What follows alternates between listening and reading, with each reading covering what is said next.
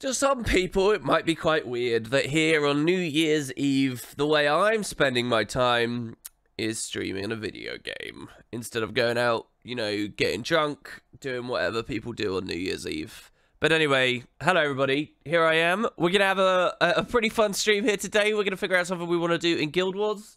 I've got a few vague ideas. And, I don't know, we'll have an introspective, cool little chat. I do apologise, yesterday I didn't get a stream done. Basically, I've been scrabbling because I really want to get some good videos for you guys on New Year's.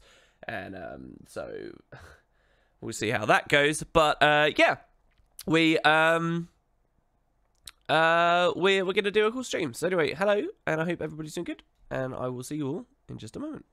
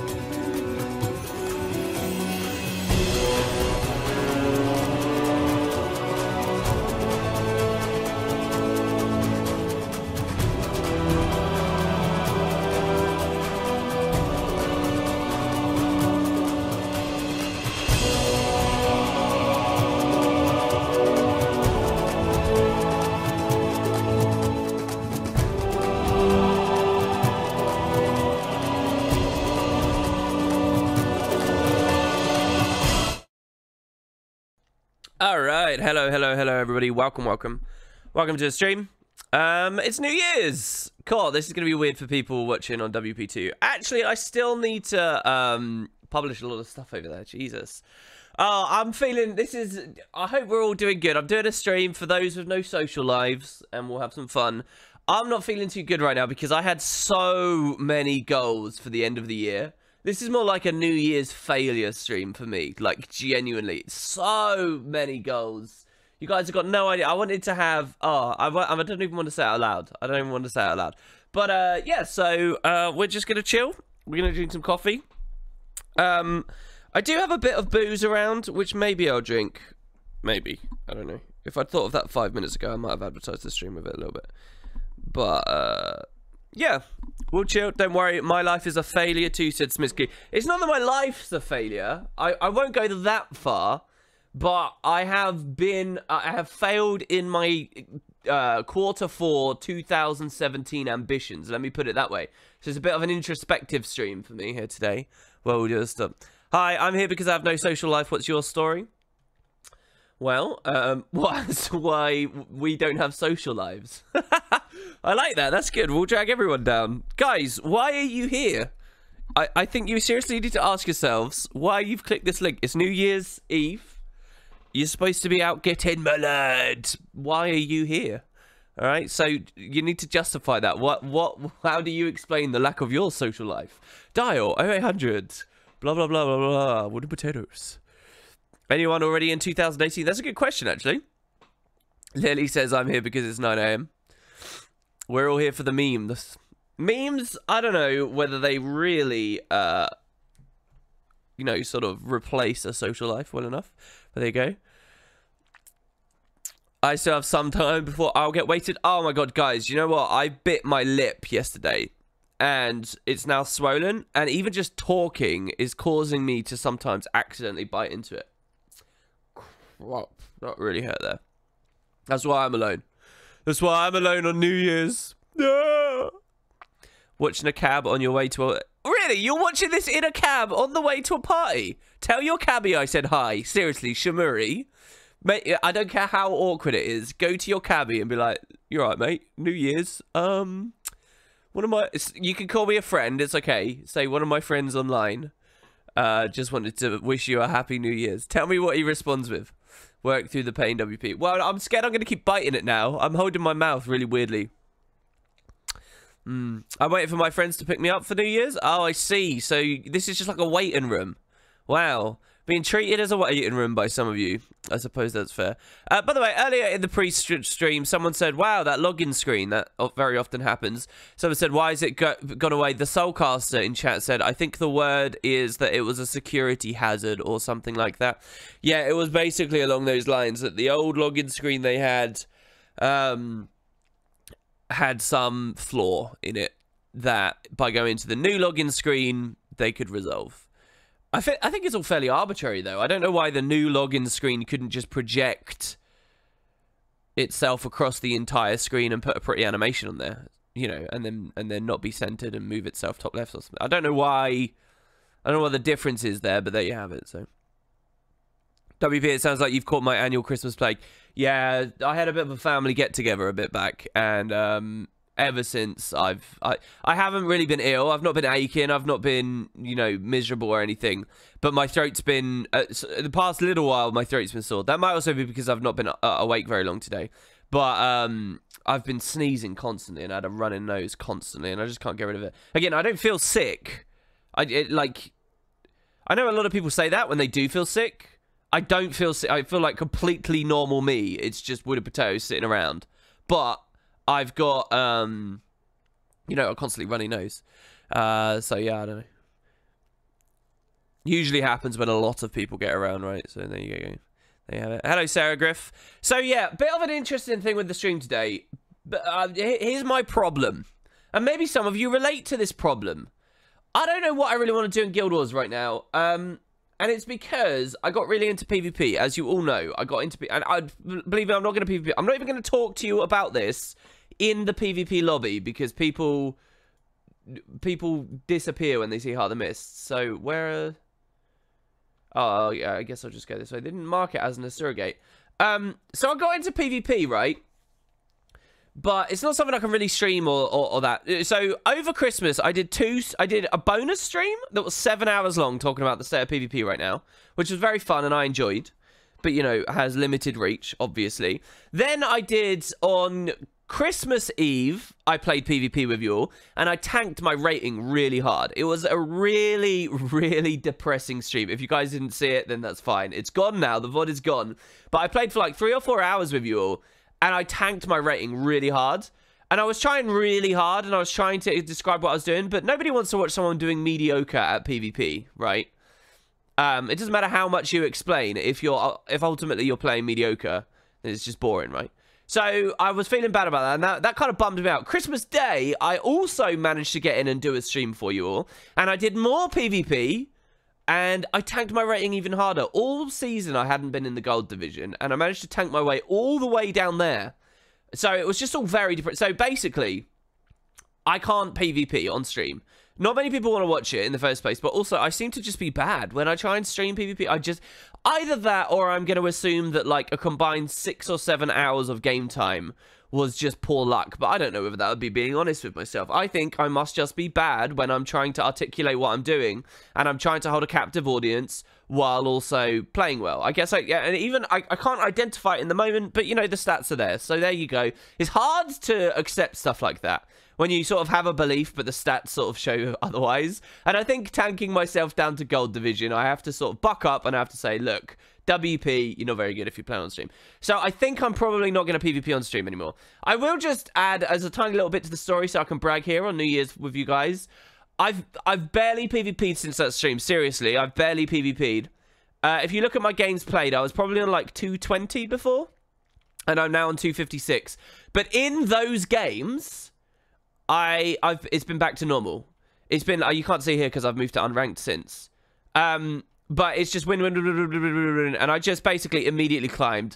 Not back to where I was at the start of the weekend, but back to where I was ages ago. So, currently, right, I think Decay might hit me. The season ends in 2 days, and I think Decay will hit me.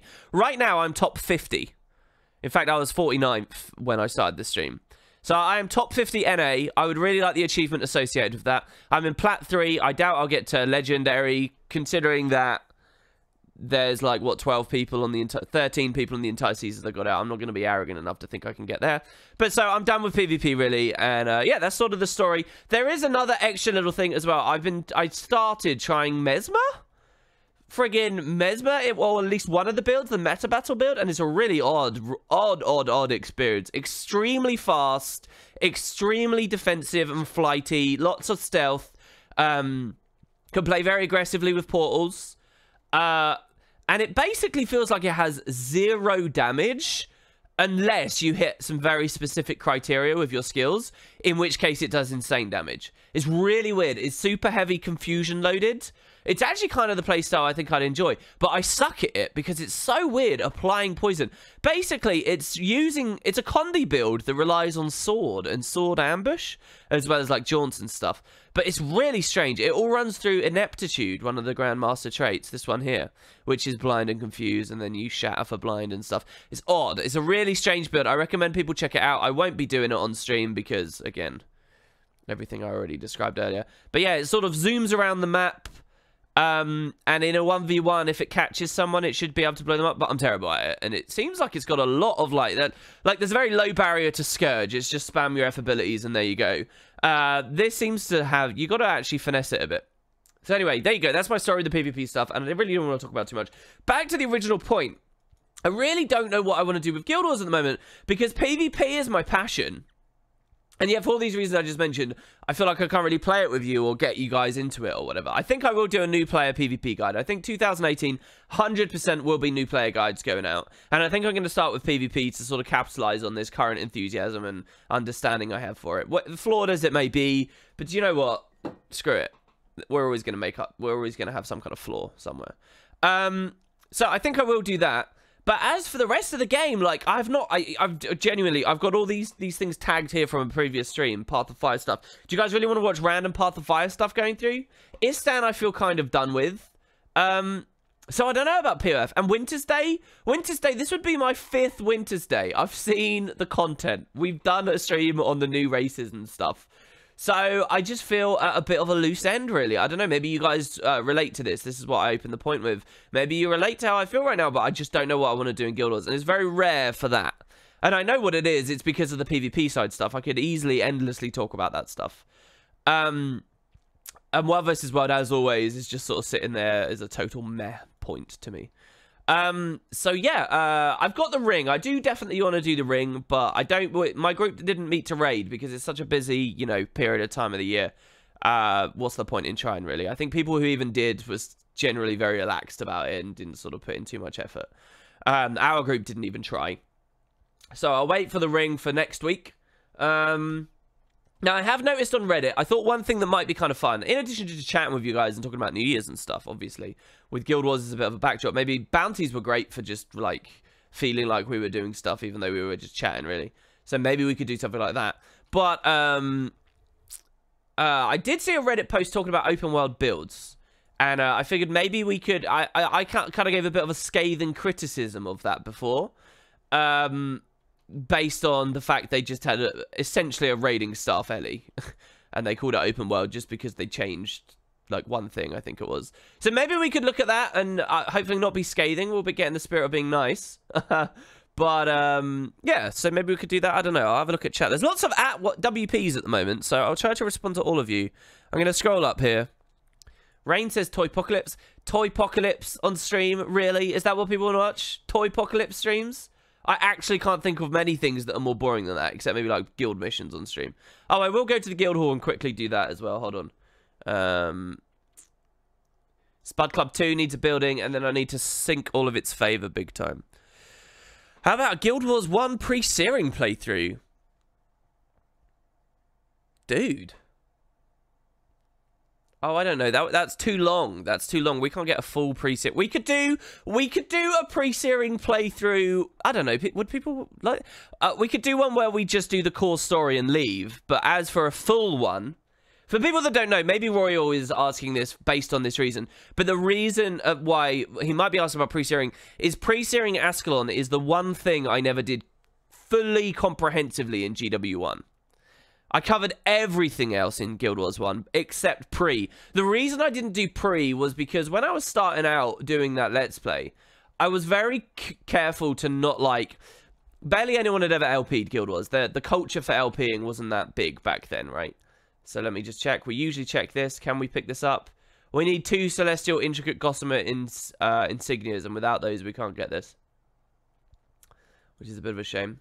But that would be a guild armor. We'll look back to that later. But there wasn't too many LPs, and for Guild Wars, there were a few. I would estimate there were maybe 10 to 15 Guild Wars LPs when I came to the scene. There had been some Guild Wars YouTubers. Most of them were one-shot pots, and they would do like a dance video and then disappear.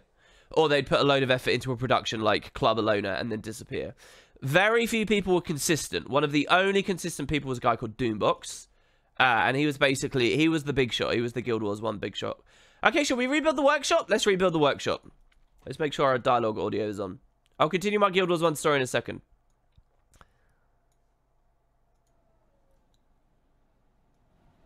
So let's make sure you guys can hear the game, which you should be able to. Alright. Let's build the workshop. We're going to get some amazing Tengu voice acting here. Wintersday, Guild member.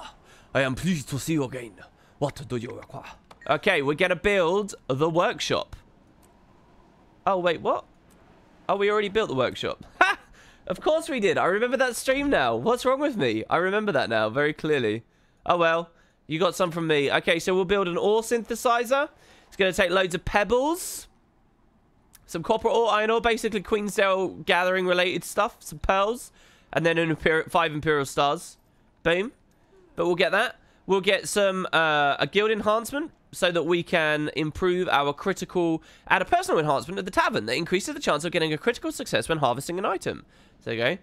1,000 carrots for that. 1,000 potatoes. 15 Foxflyer. This needs something. Ever since Mordry came out and went, Foxflyer is just like a nothing currency. It's just bloat for the game at this point. The glass mugs, the kegs, the venom sacks seem really out of place. Why venom sacks? That's odd.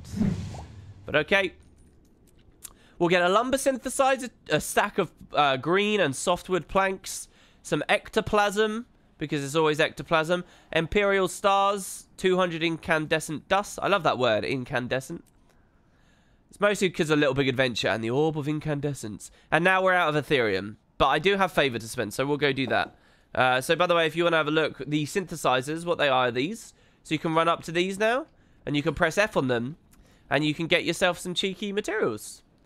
Even better, if you have one guild with low-tier synthesizers and another guild with high-tier synthesizers, you can collect them all.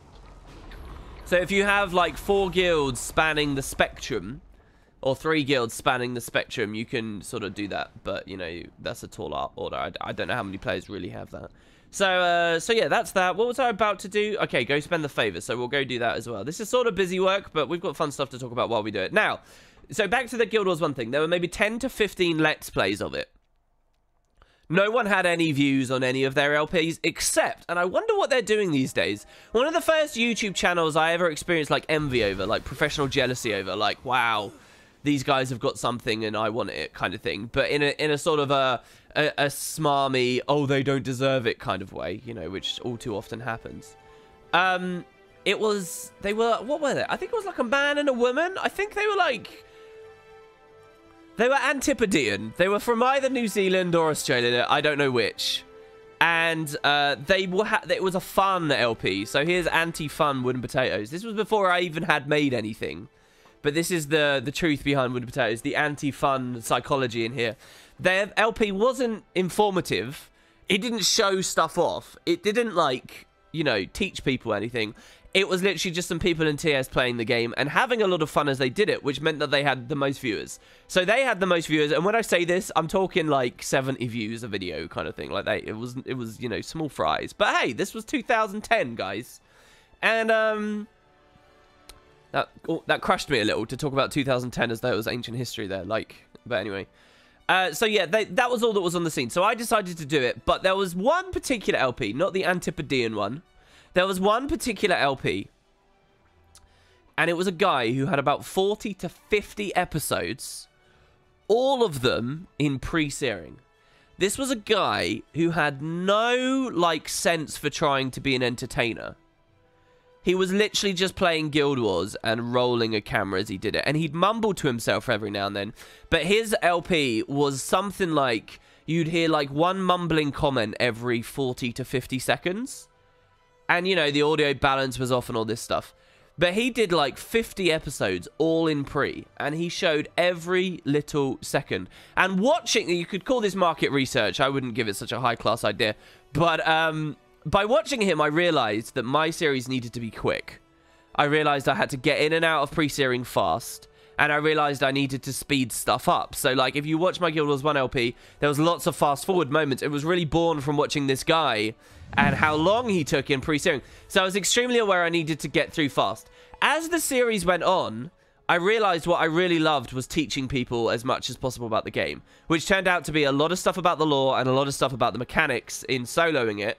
And by the time the series was over, people seemed to love me for the lore more than anything else, and that was sort of the label I was stamped with, a lore guy, even though really I've always maintained I talked about both in equal measures.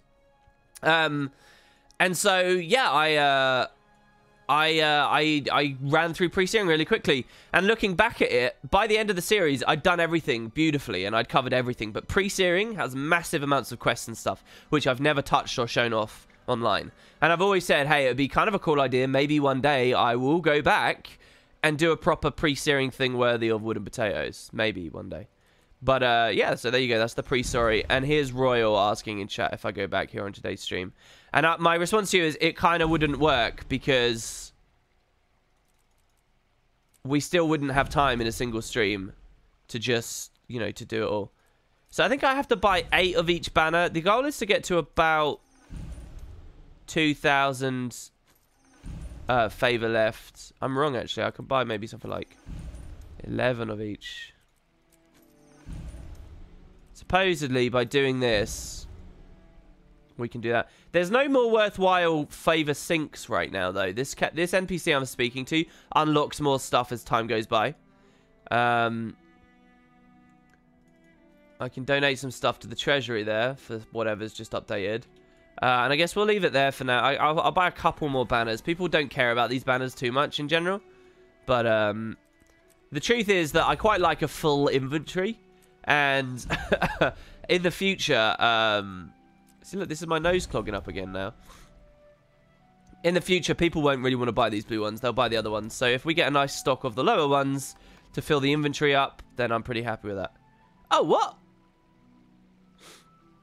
5 of 25 maximum?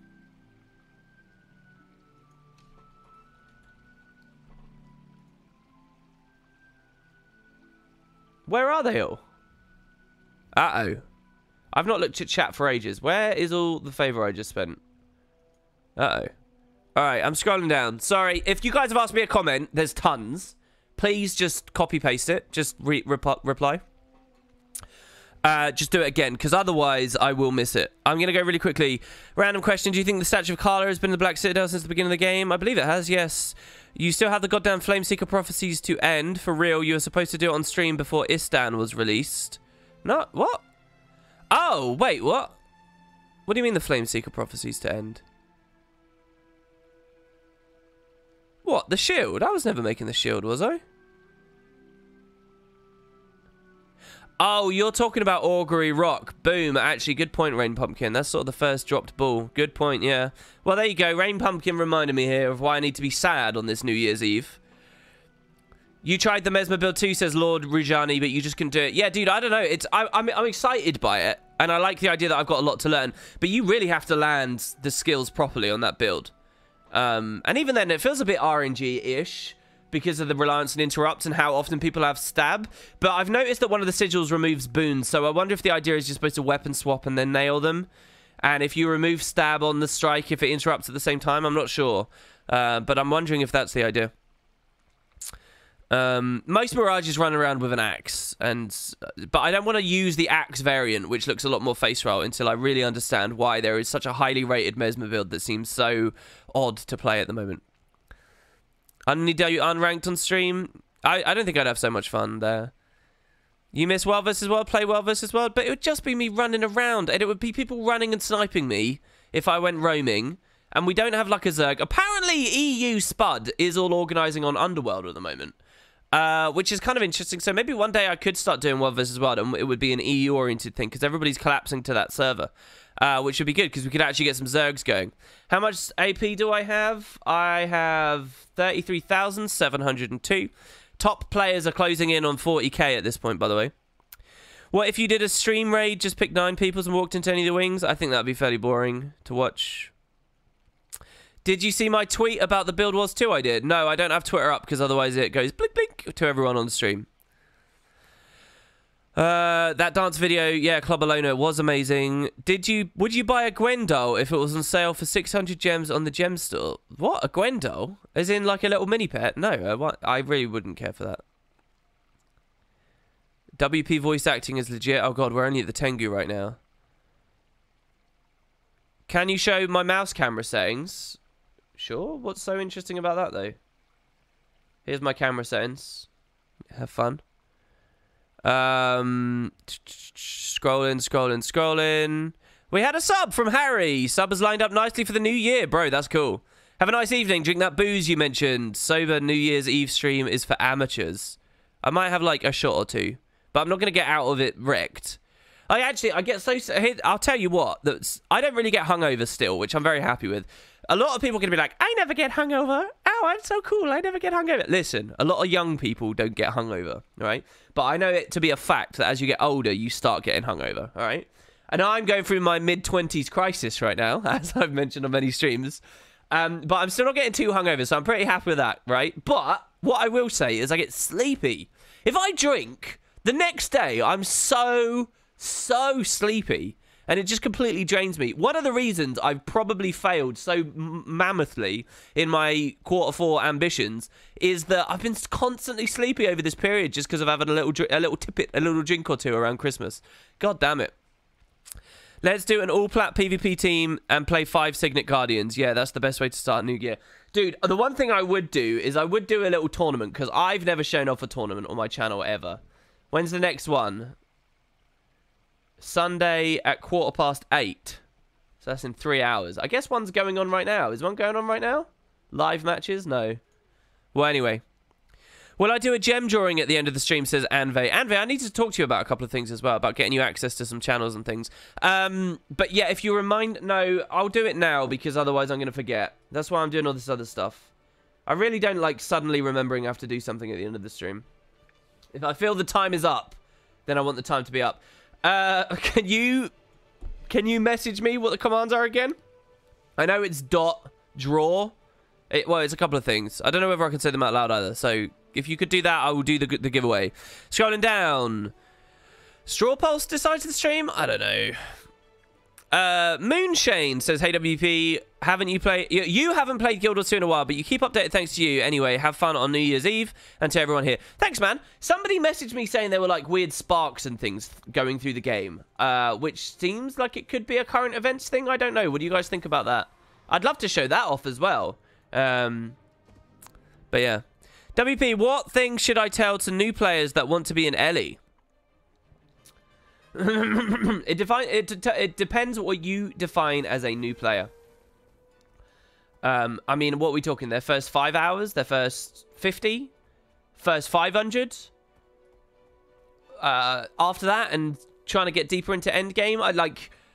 I think they're all valid perspectives for what I would call a new player. Legitimately, the 500-hour player, I could theoretically still call a new player depending on their experience in the game. So I don't know. And they all get different answers. Account tour. I'm not doing an account tour this year, Kara Show. Not enough has changed, man. Not enough has changed. You could try and make a build and stream using something that is considered trash, like short bow on Renegade or rifle, Deadeye. The thing is, I don't really consider them that trash. Hold on, I need to drink some coffee because it's getting cold. I can feel it getting cold in my hand. I've been playing one-handed for ages.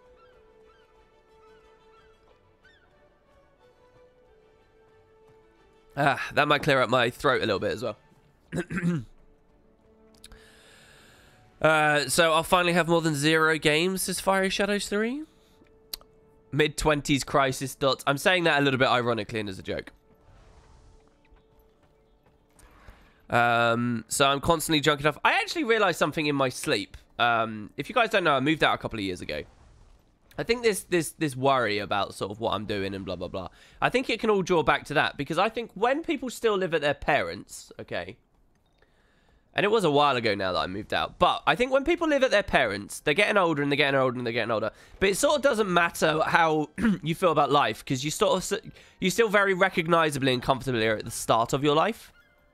Do you know what I mean? Like, this is it. This is the beginning of your life. You know, you don't know who you're going to be. You don't know what you are yet. And so it's fine. Like, you don't have any worries or anything. But now that I've been a few years away from my parents and independent and a legit adult, I think now it's suddenly switched and I've realized, no, you're not at the beginning of your life. This is your life. And that's suddenly very scary, you know. I think that's a big difference. I think that could be what it all comes back to. Anyway, can we actually get in this bed? This would be so cool if we could get in this bed and sleep in it. Oh, we can't. It's too small. This is like the Lost Boys here. Jesus. Dotsy says you just don't drink enough. I mean, obviously, yeah, anyone's going to get hungover if they drink enough. Or consistently enough as well. Did you just hear Cormier's voice? I don't think so. Or maybe, I don't know, maybe they hired the same voice actress.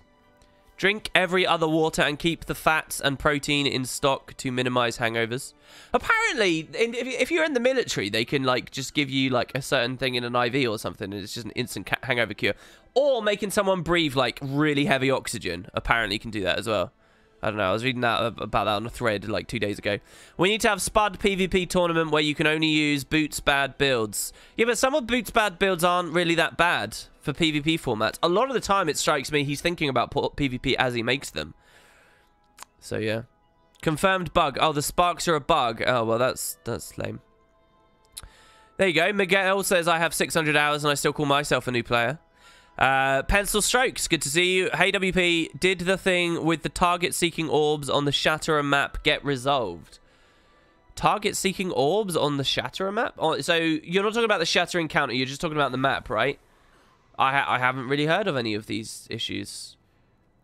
Is that related to the fact POF came out and lots of new branded content came to the game and I haven't been to Blaze Ridge since then? Actually, think about that. I haven't been to Blaze Ridge since POF came out. POF coming out is still so new to me, but it was like almost half a year ago now. That's what's really freaky about the closing of 2017 to me. It still feels really new. Because, like, Stellaris came out a day before the Stellaris expansion, or a day after, one of those. And that, to me, is also extremely new. Alright, let's see if Anve sent me these messages. And I also have to figure out where. There we go. Okay. Alright, thank you, Anve. I know you're probably really tired of having to put those to me every time. So, just a quick little comment here, guys. If you are in the Spud Discord, Spud Discord is, first of all, it's a place for everyone. It's not just for people in-game guild. It's just for, if you like Winter Potatoes, if you like the games I play, if you like the way that we do things, if you like some of the people on Stream Chat, it's a place you can discuss and collab and hang out and talk not just about Guild Wars, but anything. And, you know, you can use it as a voice channel and all kinds of stuff. So that's the Spud Discord. I haven't plugged it in stream for ages. So if you click that link, you don't need an account or you don't need to download anything. You can just click that link and you'll join the community, right? There's no obligations of what you do in there. It's just, you know, go over, say hi. So if you want to do that for 2K18, and I promise, listen, I know, you know that thing about still waters running deep, right? That's what Winter Potatoes is right now. There's lots of stuff going on. I promise, 2018 is going to be really exciting, okay? I wanted to kick it all off here over Christmas and blah, blah, blah. But so anyway, there's the Discord. Now, one perk of Discord is if you use our voice channels and chit-chat, you actually get in for lucky chances to win gems. Just straight up be afforded gems.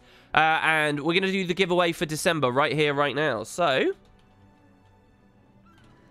let's have a look. Tons of people joined. Looks like the person with the most tickets at 419 was Broken. Wootkex coming in at, like, way less, at 245. Then Felahar, Ventura, R, Sarah. Lots of the recognizable regulars there up in the top. Shroom, Farinir, Swoof, and so on. So, of all of those people, the person with the highest chance with the most tickets, basically a raffle, is Broken. So I'm going to draw, and we will see how we do. The person to win was Sweetest Sarah Ever. So congratulations. That was at a chance of 3.16%. So congratulations. You win 400 gems. Send me a PM, Sarah. I can see her. She's right there. Send me a PM so that at the end of the stream, I look over Discord messages and I remember to give that to you here on New Year's. And I'll give you your code. Congratulations there. I hope you enjoy. And with that, we'll reset the giveaway and we'll go ahead. All right. So there you go. Back to the stream now. Hello, everyone. Let me get chat a little bit closer here. Christmas was really hard on you as well, being weirdly ill. Again, I wouldn't say Christmas was hard on me for any kind of illness, because I don't feel ill. But I can imagine that being really horrible, dude. I don't actually ever remember being genuinely sick on Christmas. But anything like that, getting sick just before you go on holiday. And I mean, a lot of people do get sick on holiday, right? When they're not used to the water of the area. And then they get the squits and stuff, you know? Sorry for the mental image there. Diarrhea. Let's use that term. Interesting point, by the way. If that happens to you a lot, it could be because you're still having ice in your drinks. And the ice is the local water too. And if you're particularly sensitive, there you go.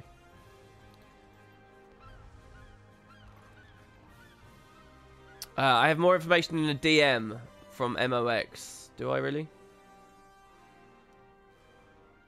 Their winning range was 1,078 to 1,192, which is inconclusive, and the bot drew 1,110.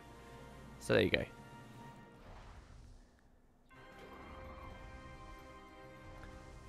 All right, there we go. Okay, so I think that's all the sort of starting stuff that I wanted to do on stream here, really.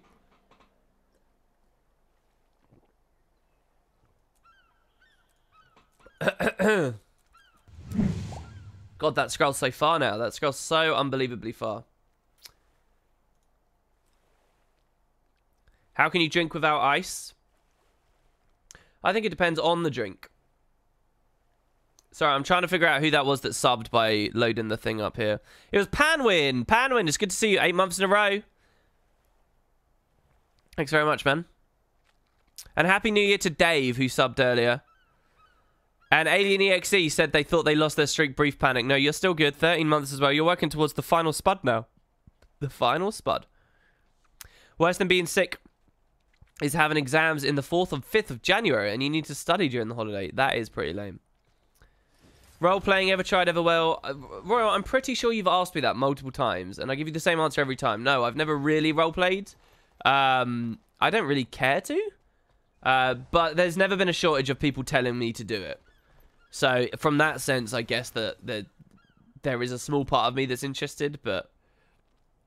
You know, it's a bit like getting into World versus World. You sort of need that established community, and if you don't already have it,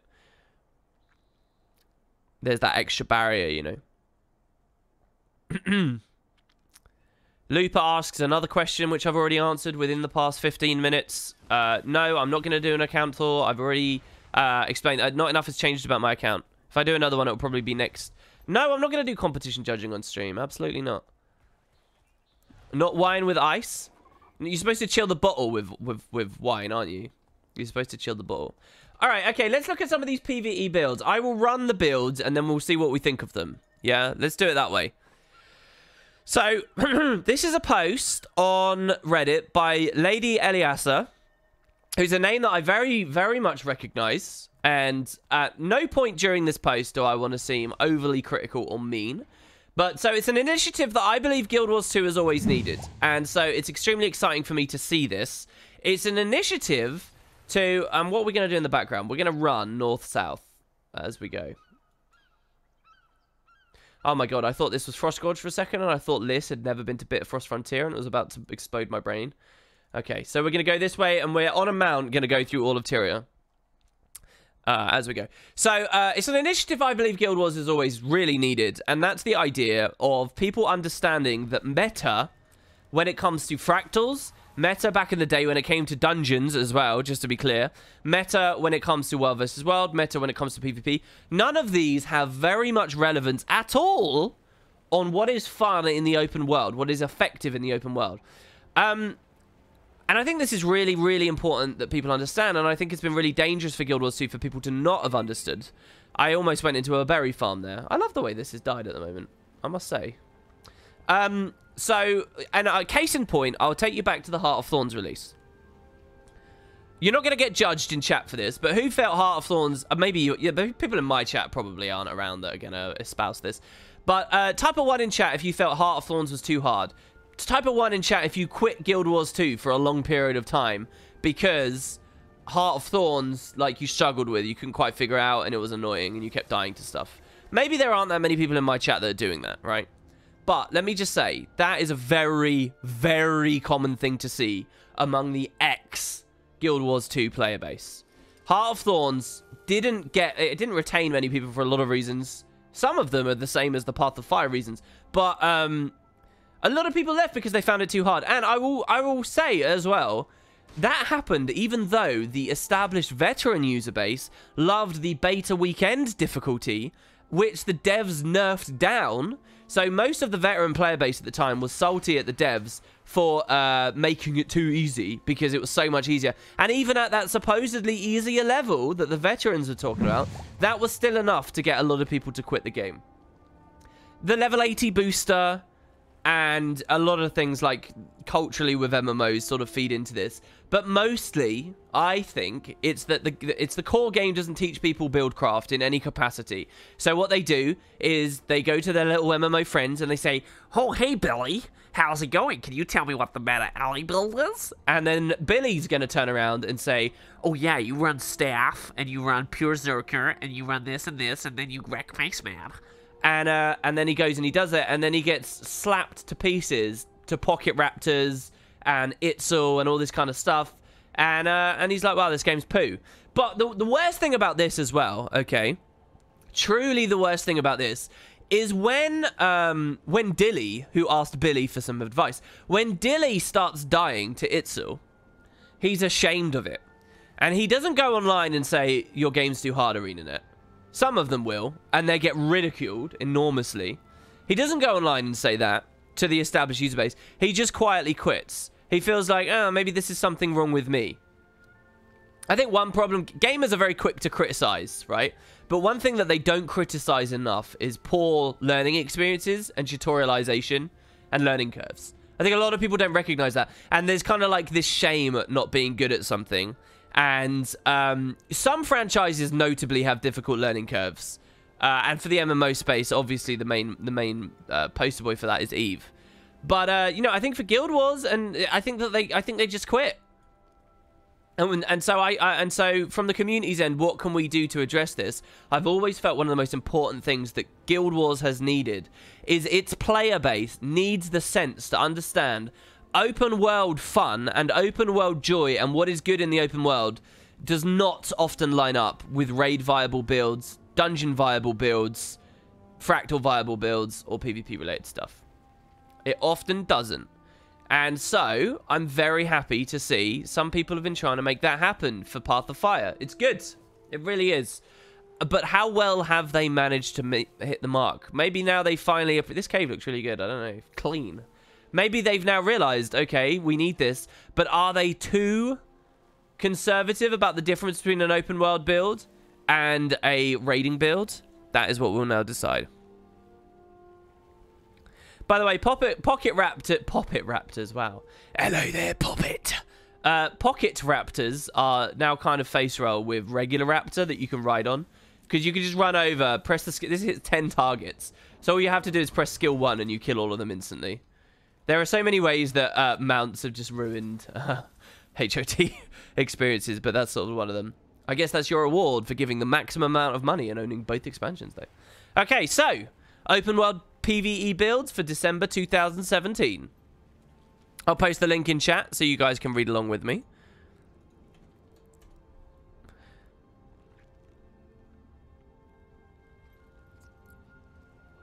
My favorite is when you bring a Scourge to a Raptor fight equals full health bat. Full health bar, I guess you mean, but even that I don't really understand. I guess just because you go Desert Shroud and they only eat the barrier instead of your health? Yeah, big Raptor kills Pocket Raptor makes sense. Oh, I see. It's the lore implications. I understand. I understand. With a new year upon us, says Lady Eliasa. Or Elissa. I don't know how they want their name said. I thought it would be a good time to update my original post about open world PvE builds with some additional improvements and to provide at least a basic description for each of the builds I hope to further expand upon and to help people learn about the builds. As before, I will be covering all of the professions from the core game. Wow, they've split it into core, Heart of Thorns and POF. This is already a lot of busy work. Focusing on both power and condi builds where possible, with stat choices for gear, presuming that you have access to all the previous content. Warning, wall of text ahead. Build criteria. I have set some basic criteria for the builds I have tried to adhere as closely to. So this is their aims. So this is what I'm interested in more than anything else, I would say. Wait, hold on. Yeah, we can go south. We'll go through Jetron. This is a big decision here. If we go this way or this way, it's a big decision on how we will eventually reach Straits. If we go this way, we could choose to go the Tropics route. If we go this way, we're choosing the Mountains route. I'll go the Tropics route, actually. The Tropics route is more interesting. It's longer, too. So here's their criteria. Damage. They must be good or close to maximum where possible to fast clear mobs to avoid becoming unnecessarily bogged down. So I think they've missed a trick there already. When I'm thinking about open world damage, what I actually think it comes down to is the most damage possible to global an average mob in a short space of time. So what I mean by that is I can demonstrate it quite comfortably on a Deadeye. And there's some hangovers from a Boots Bad build video I did with Boots. But I'll show you guys what I mean by that when assessing how much damage is important for open world. Have I ever deleted any level 80 characters because I found I enjoy the class but not the character itself? No, because I don't really immerse myself into Guild Wars. I think I've got too... I don't know. I would say it's because I got too many hours and I look behind the curtain of Guild Wars too much to do that at this point. But I feel like I don't really view the character independent to the class. That's how little like I immerse myself into the roleplay aspects of this franchise.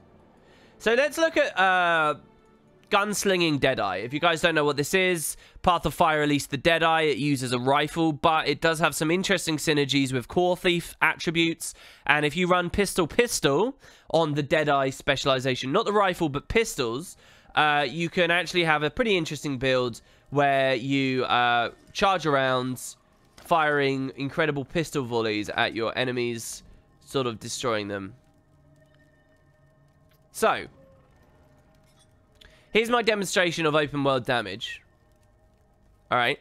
We can run this version of the builds, which is kind of max offense. Alright. And sigils and things can change. But we can run this version of the build, which just unloads tons and tons and tons of damage. Alright. In a really big initial heavy spike. So if I run over to this ooze, we'll mark it. We'll use the 3. And We actually missed it. There's probably something I'm still slightly off with. I mean, food is a thing, right? We can run our foods. So we can run over to an ooze. We can mark it. We can use our volley. And in a single unload, we're killing these things. Right? In fact, even that unload is overkill. Because when we get the right F2, we kill them even quicker. So we could do this. But you might make an argument now that this is actually too much damage.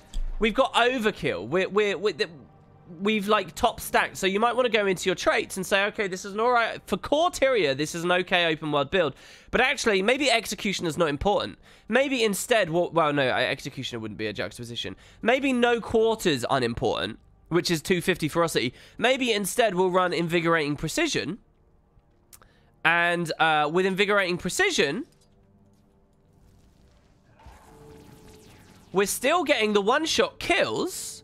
But, which hasn't slowed us down. So if we go back to the Reddit thread, they use the term here, unnecessarily being bogged down, okay? So we've just made a trait decision there, where because everything's so weak here, we actually just gain incredible sustain there. We're still killing them in a single volley. There's actually no practical difference there.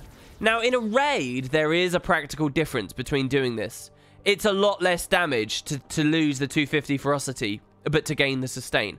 But in open world, this is awesome. By taking invigorating precision, what that allows us to do is to kill a lot of bosses and things solo that roam around the open world that otherwise we wouldn't have been able to before. But now we basically have a turbocharged healing signet, which allows us to take on those bosses. And so, you know, like, so that's a decision you can make in the open world. It does get a little bit more complicated than that. Let me just find you a boss, and I'll show you a little bit more of the buildcraft aspect here.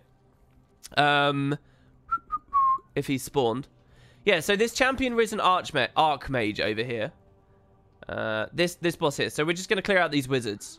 I might wipe here. Let me just be 100% clear. I might wipe because I've not properly looked at what I'm running at the moment.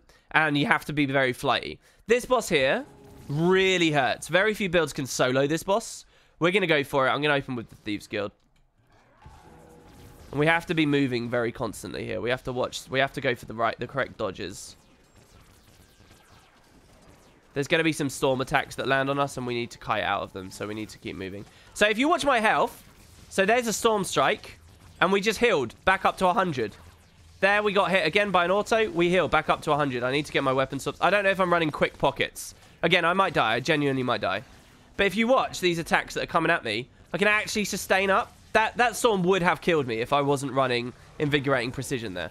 I need to get the dodges on one of his animations too, and I'm not doing it. Dodge out of that.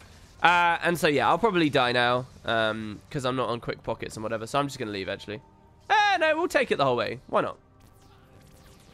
Dodging that. And that one. And now if we get clipped by the storm, I'm okay. We'll heal to full. Weakness is really interesting on this build as it strikes us as well, by the way.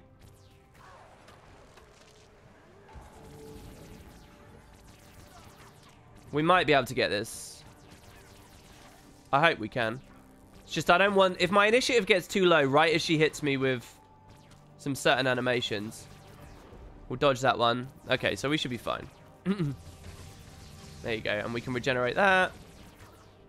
I really don't think the weapon swap counts for anything right now. And there we go. He's dead. So anyway, there you can see. If we hadn't ran Invigorating Precision, we had a little bit of a heal from the Signet of Malice, obviously. But it wouldn't have been the same. So you can say that in a raid, you know, there's an obvious decision here, but this might be better for the open world. However, it does get a little bit more complicated. So here's the other side of the story. In the Cursed Shore, which is 2012 Core Guild Wars 2 content, in the Cursed Shore, sure, and this is where Boots demonstrated the build, okay, in the video that we did, or his version of the build. I don't actually know what specific. I think he was running Shadow Arts, right? Here, it looks really impressive because you can kill these ooze and things really, really quickly. And you get the one volley. Now, though, what if we take it to the Desolation 2017 content? All right. Heart of Thorns is similar as well. Things get a lot more challenging in Heart of Thorns. But they're also challenging here. And, you know, more challenging as the expansion goes along. So now, let's take it against some forged mobs, shall we? And let's see how ArenaNet have balanced it now. Are we still getting these quick one-shots off on the ooze?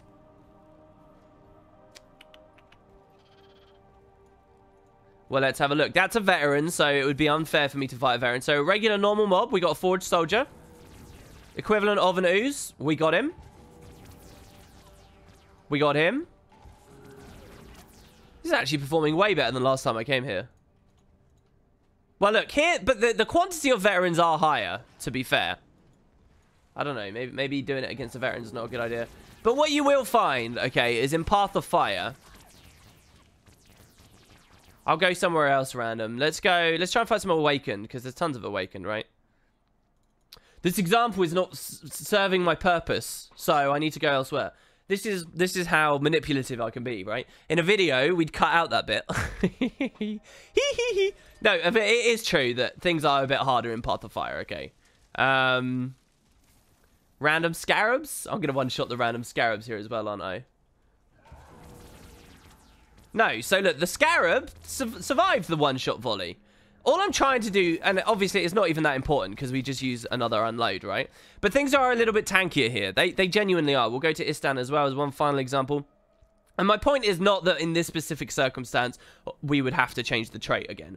But my point is that that idea of being unnecessarily bogged down, as is described at the top of the Reddit thread, that's a transforming thing. It depends on where you're playing, what you're doing. So let's just try and hit this loyalist, right? Regular random mob. Here you go. This is a better example. So that's actually 3 volleys to get that guy down. Our initiative's running a lot lower. Let's fight some random reef drapes. Now, these are... People will know this, hopefully. These are kind of tanky enemies anyway. Well, no, he's dying pretty quickly. But anyway, so that's the idea, okay? Now, it might be like, oh, maybe I don't want Invigorating Precision. Maybe no quarter is the good thing after all. Now, in truth, I would stick with Invigorating Precision because the fact... The 250 Ferocity probably isn't going to cause us to kill... Start one-shotting them again. But it's likely that we're in that window now of 2 unloads where they might get an attack back on us, in which case Invigorating Precision will help us be back at 100% health at the end.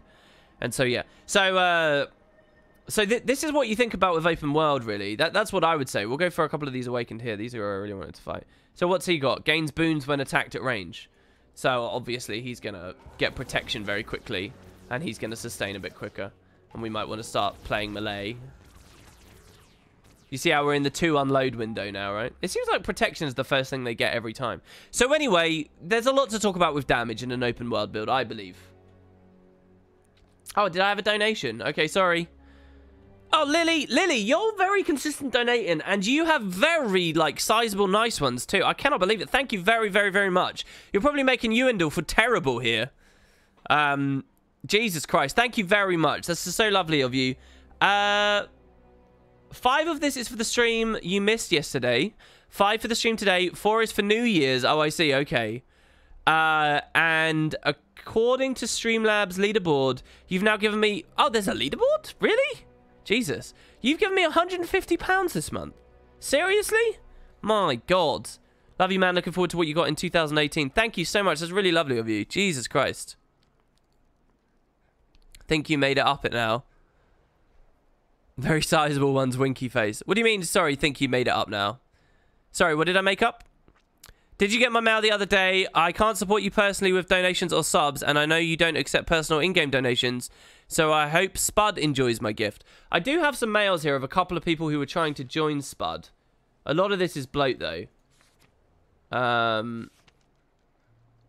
Was it this? DJ Easy? And this name starts with DJ? So it's nothing fancy, but I got a lucky drop from a fractal chest, and I since don't think I'd use the skin. I'd like to give you as another giveaway. Not sure you can take these. Yes, I can. There's some new stuff going on. Basically, Twitch mods and things are being shaken up. We're separating Spud funds from guild funds because I don't like sort of the way that the money chains through the 2 of them at the moment. So yeah, this will be a stream giveaway. Thank you so much for this. You may know me as DJ Lou, but my Twitch and Discord is TJEZ. There you have it. Yeah, I haven't read these just yet. A lot of them are grayed out, but I haven't read them. Thank you so much. So there's a giveaway for an Etherized Longbow skin. I will accept this, and we will give it away on stream. So thanks very much. But yeah, we're going to try and make it much more distinct. What's a stream giveaway and what's a guild giveaway going forward. Oh, I made it up with tons of sorries to Lily. Oh, I see, I see, I see. It's all fun and all to instantly murder things in open world until you start story instances where certain events will put your defense to the test. That's why I made a Celestial Engineer for story missions, the most versatile setup for any given situation. I think that's pretty low strength, honestly, but I like the way you think. See, I think what's kind of unraveling on this stream here as I talk about this, you know, there's different builds that would be good for different you know, game releases, and now we're talking about the difference between open world and story. Does that deserve to be declared as different? I think it sort of does. There's a lot of stuff. I think as we talk about this, the more it unravels. Here's what actually the game needs. I think that guides, and I don't mean to discredit this guide we're about to go through and the idea of open world builds and teaching people stuff. But I go back to my main wank-off point, which I always do, which is basically just that Guild Wars needs to teach people how to be versatile, how to think for themselves, and how to swap traits on and off, and utility skills on and off, and gear around as they play. And so that's going to require teaching people the game better as they go from level 1 to 80, not encouraging everyone to skip everything with level 80 tomes and selling level 80 tomes and offering level 80 tomes for, you know, buying expansions and stuff. That's not the answer. That's not a long-term solution to this game. That's a band-aid on a gunshot wound that basically just slowly dwindles the product down, in my opinion. And I think that that's the actual answer. You need to teach people stuff. I also think it's going to take some infrastructural changes to the way that gear works for gear swapping. Like, I have a vision of this game where rare, exotic, and masterwork, fine and white, we can ignore. But rare, masterwork, and exotic, I have a vision of the game where those are actually still valid to players, even in a world where Ascended is a thing. I feel like those should be like, you know, legendary armor stat swapping. I feel like there should be like something akin to that for like masterwork rarity that's pretty accessible. Like when as you complete the personal story, you're unlocking stat swappable masterwork gear. Once you finish the story, maybe there's some opportunities in line with elite specialization weapons and stuff that gives it to you of a rare variety. And then maybe there's sort of a semi-end game opportunity to do that for exotic stuff that is harder than getting a full set of Ascended, but not as hard as legendary. So you can kind of make that decision, right? Do you want to get one good best in slot Ascended thing, or go a bit harder on an exotic version that stats but you get what I mean, so that people have sort of the freedom and the understanding of how to swap, because you can't have a guide for every single little part of the game. So from that perspective, maybe I'm going too deep down the rabbit hole, and Lady Alyssa's sort of smarter to just leave it as a very simple, unnecessarily bogged down, but you know, these are subjective things based on where you're playing. People just need to be taught Buildcraft and how Guild Wars 2 works. Because it's fun. The game's more fun the more you understand about it, too. This whole idea of other people dictating to your builds, right? As this guide is. It's just another thing. It's another thing that's dictating people one another builds. That's the problem right there. That culture of just logging in and not understanding or having the confidence to figure things out for yourself. That's the problem. I don't know whether that's just Guild Wars 2 though, or that's gaming in 2K18 or the late 2000s, 2010s. Anyway, let's have a quick look here. With the donation I just made, I booted Uendel down as the person who's donated second amount. Number one is still Times Lament. Times Lament, the legend, the one, the only. I don't know if he's at chat today. I say on my fractal build in open world because otherwise I forget to change back. Yeah, and build template, you're right, actually, sort of just the fiddly and annoyingness of stuff as well. That's something that build templates can address. That's a good point as well, that build templates would help. But even then, I would say it's only a slice of the pie, you know. It's just a slice. Man, I want pie right now. You saying that has made me realize I'm hungry. But yeah. I don't think it's always a question of being lazy. You don't have to be that judgmental, Dotsy. I really don't think it's a question of being lazy. I don't have... You know, I don't sit down and say, oh my god, okay, so I need to have a perfect min-max open world build for every map I go to. I don't do that. It's not laziness. It's just the reality of trying to play the game and getting maximum time out of your playtime. And the systems aren't in there right now for people to swap around too much, you know? I have the luxury of having lots of different characters, so I can sort of keep a PP guy sort of vaguely set up, and I can character swap, and that's easy. But a lot of situations asking for build swaps are annoying in Guild Wars at the moment. That's the truth of it. Build templates can reach a lot further than this, but by and large, it's about removing annoyance with the game. And I think that would encourage a lot more critical thinking about buildcraft and stuff. That voice. Yeah, that wasn't supposed to be your voice, by the way. That was me doing me. That was my own nerd voice. Does anyone else have a lot of trouble with the Path of Fire harpies? You know, I can't even think where I'd find some harpies. They were a bit annoying, though. Oh, I know. There's some harpies up here at the Choya. I love the Desert Highlands. Holy crap. Do you have any non-Guild Wars 2 series plans out? Yes. More than one.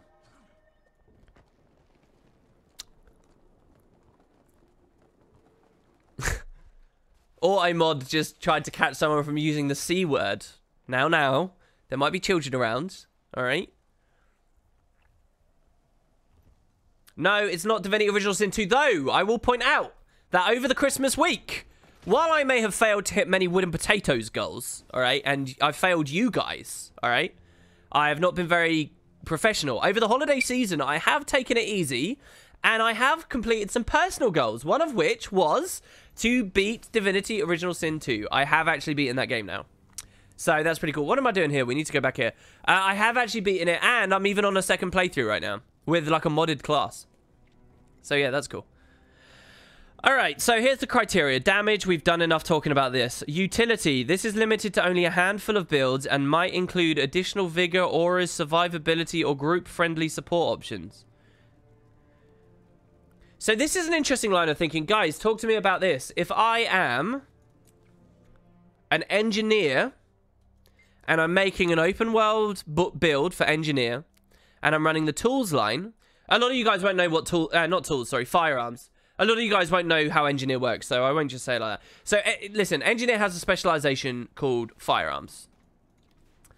Firearms, at its master tier, has a very interesting juxtaposition in that I could run no scope. Critical hits on foes. Yeah, critical hits on foes within the range threshold grant fury.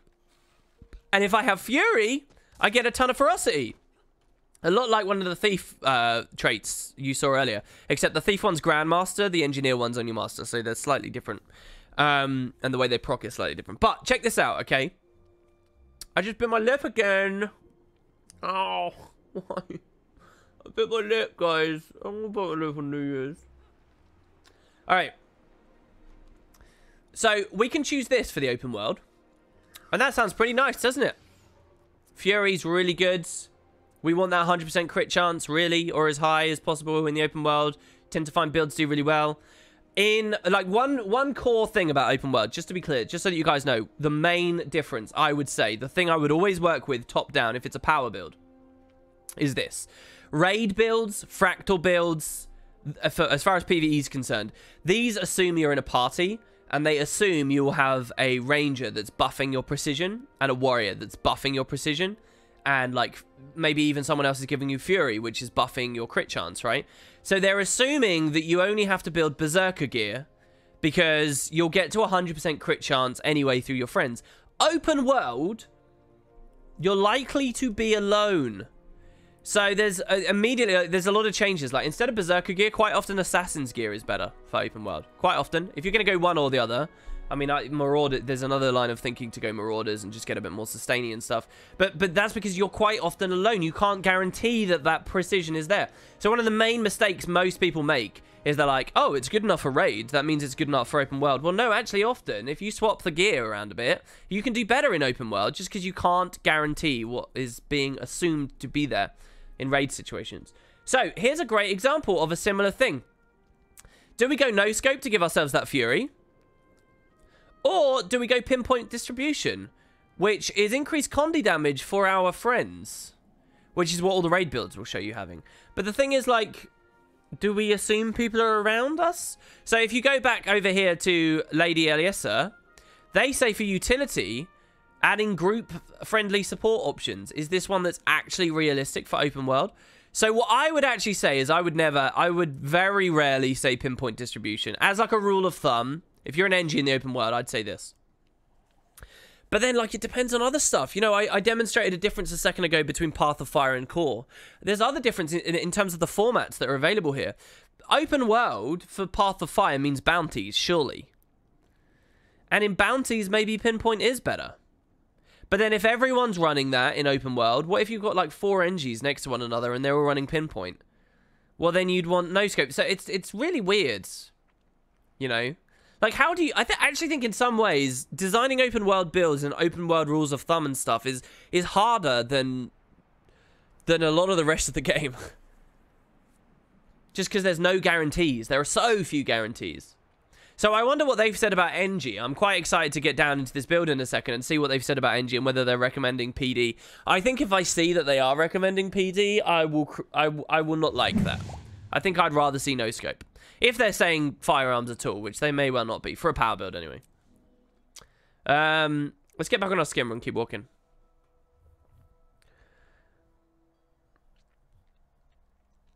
Yeah, I mean, if you're Condi, obviously that buffs you as well. So it's easy. Oh, haha, accidentally biting your lip is annoying, especially since you bite the same spot. Yeah, that's exactly what happened to me. That was not my first bite. That's like my second on the stream already. Happy New Year, Brian. Brian, you're a legend, dude. Thank you so much. Happy New Year. And Happy New Year to everyone else, too. I mean, it's quite a while before it actually ticks through. We're 6 hours away right now, but there you have it.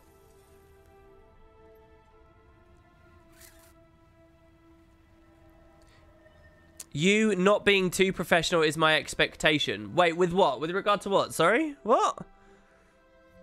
You tend to base open world on doing things solo and change if I end up with others. You want to be legend too, but you don't have any money. Yeah, I mean, you guys got no idea the temptation to climb that. You got no idea the temptation. You just got to queue on off-peak hours, play, like, extremely gross OP builds, and be very careful about which one you go into the match with. Like, I nearly always queue on Scourge, and if it hits Legacy of the Faux Fire, I swap off of my Scourge onto a Firebrand.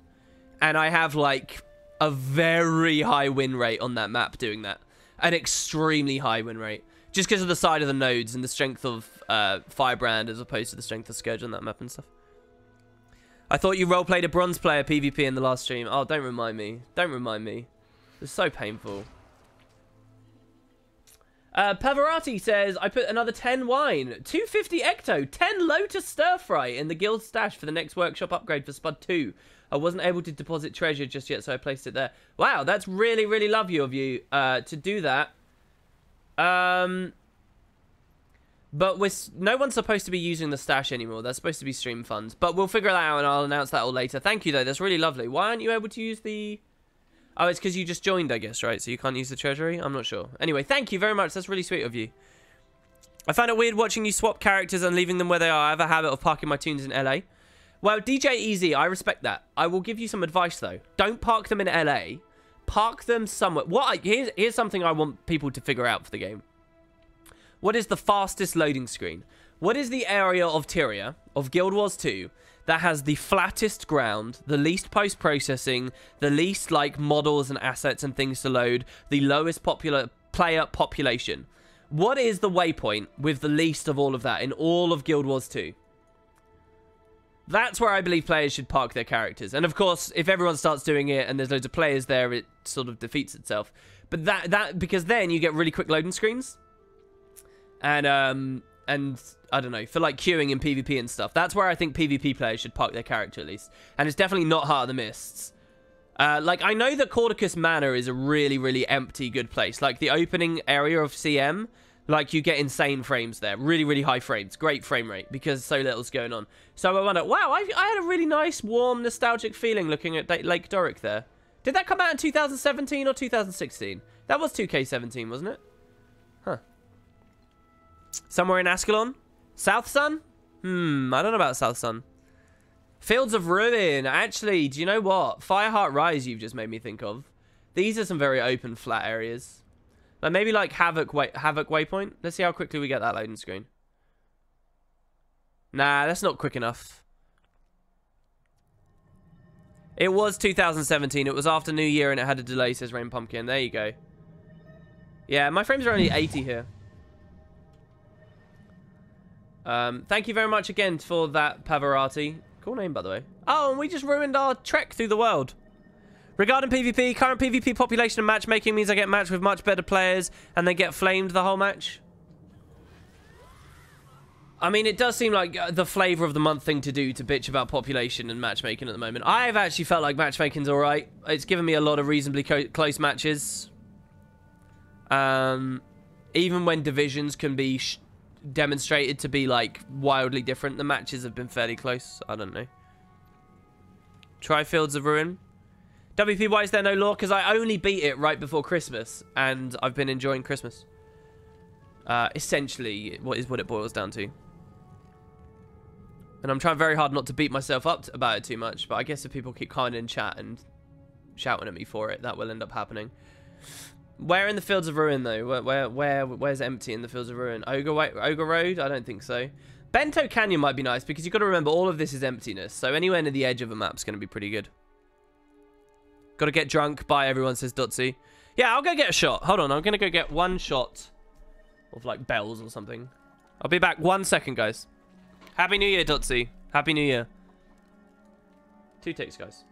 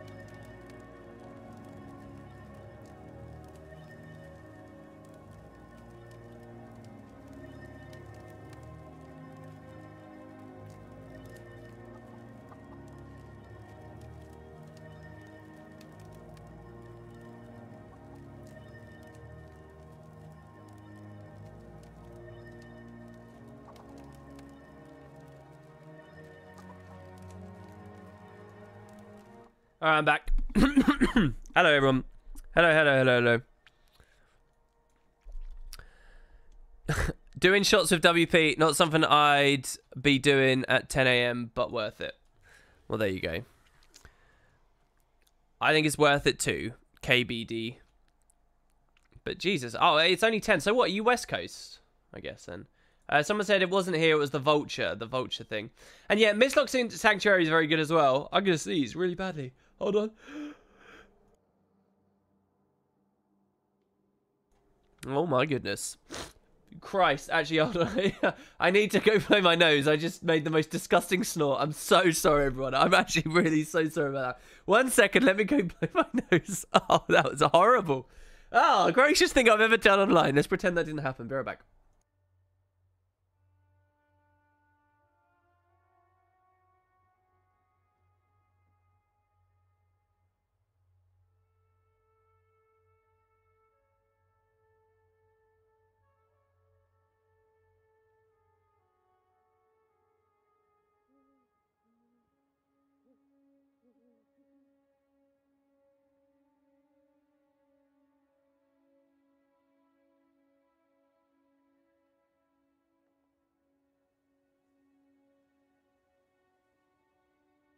All right. Hello. Oh, God.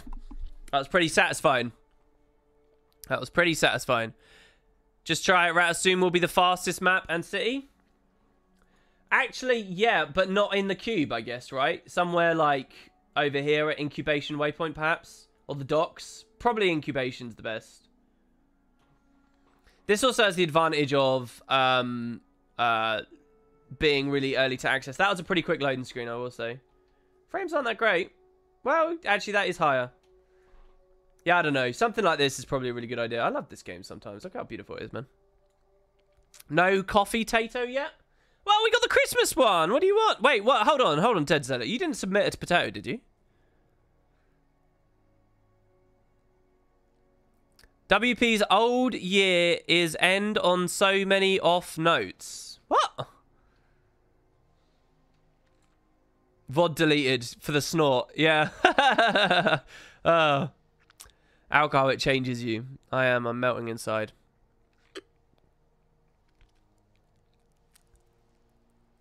Nuclear Vomit 666 is a funny man who says he smokes weed for a living. Oh, you should do fashion competitions, have people on stream come to the guild hall, place their outfits and choose first, second and third place. I've never understood the appeal of fashion content. Well, no, I understand it. I just don't relate to it. Sorry, so no, basically. All right, back to this description. All right, I'm going to actually read it and just see what they say.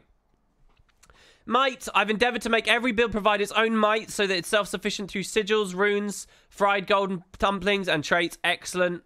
A++. First thing I've 100,000% agreed with. Fury options were limited for this? What? Okay. I would have thought that description would just say, I've endeavored to make every build provide its own fury. But alright, fine. Vulnerability. Some builds were extremely limited and be able to effectively give it to themselves. See, Vuln I don't actually think is that important for open world, and I'll explain why. The reason Vuln is so good is more in group settings to me. Because, like, if you take this trait, for example, hold on, this is the healing build. If you take Bolt to the Heart, sorry, Tempest Defense, right? 20% more damage to stun people. That's like 20 vulnerability. We could say it's 20 vuln. But the difference is, vulnerability is 20% extra damage for everyone. Not just me. Not just 5 people, because I can only apply might to 5 people. Not just 10 people, because I happen to be able to apply to it 10 people. That's 20% more damage for everyone. For 100 people, if it's vuln. So vuln is, like, super cool for, like, group settings, basically. But only on the enemies that have it applied to them. But the devs have completely made that redundant by splashing vuln everywhere in the game, essentially. But so, like, when it comes to solo settings, I don't favor vuln as much.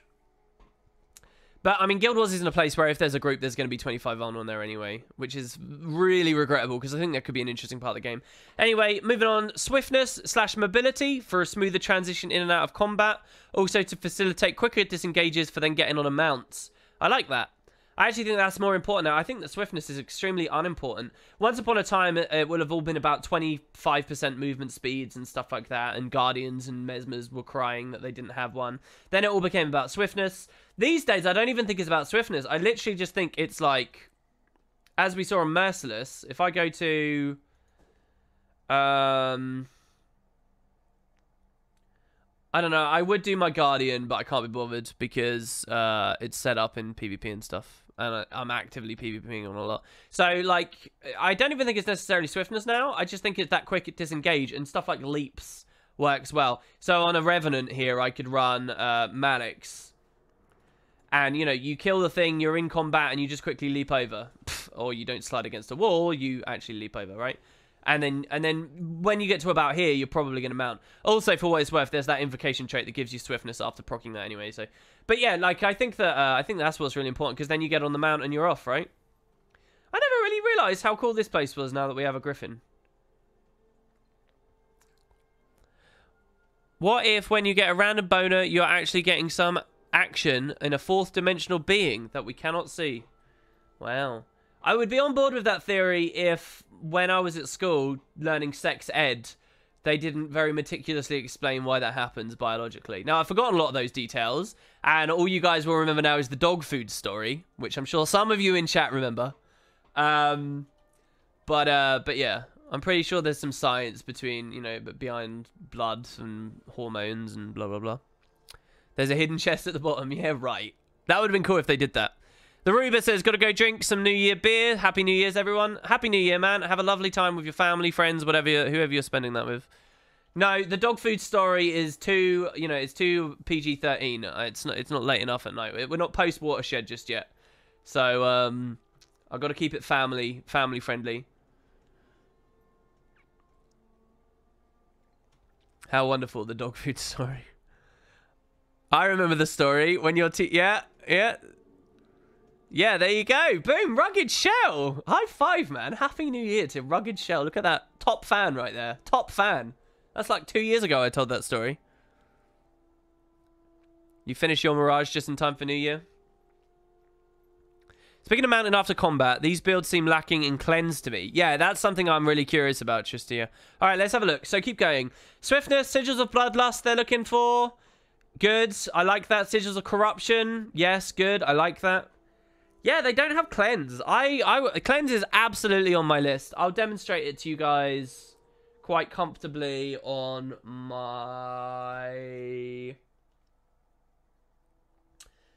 Let's demonstrate it on...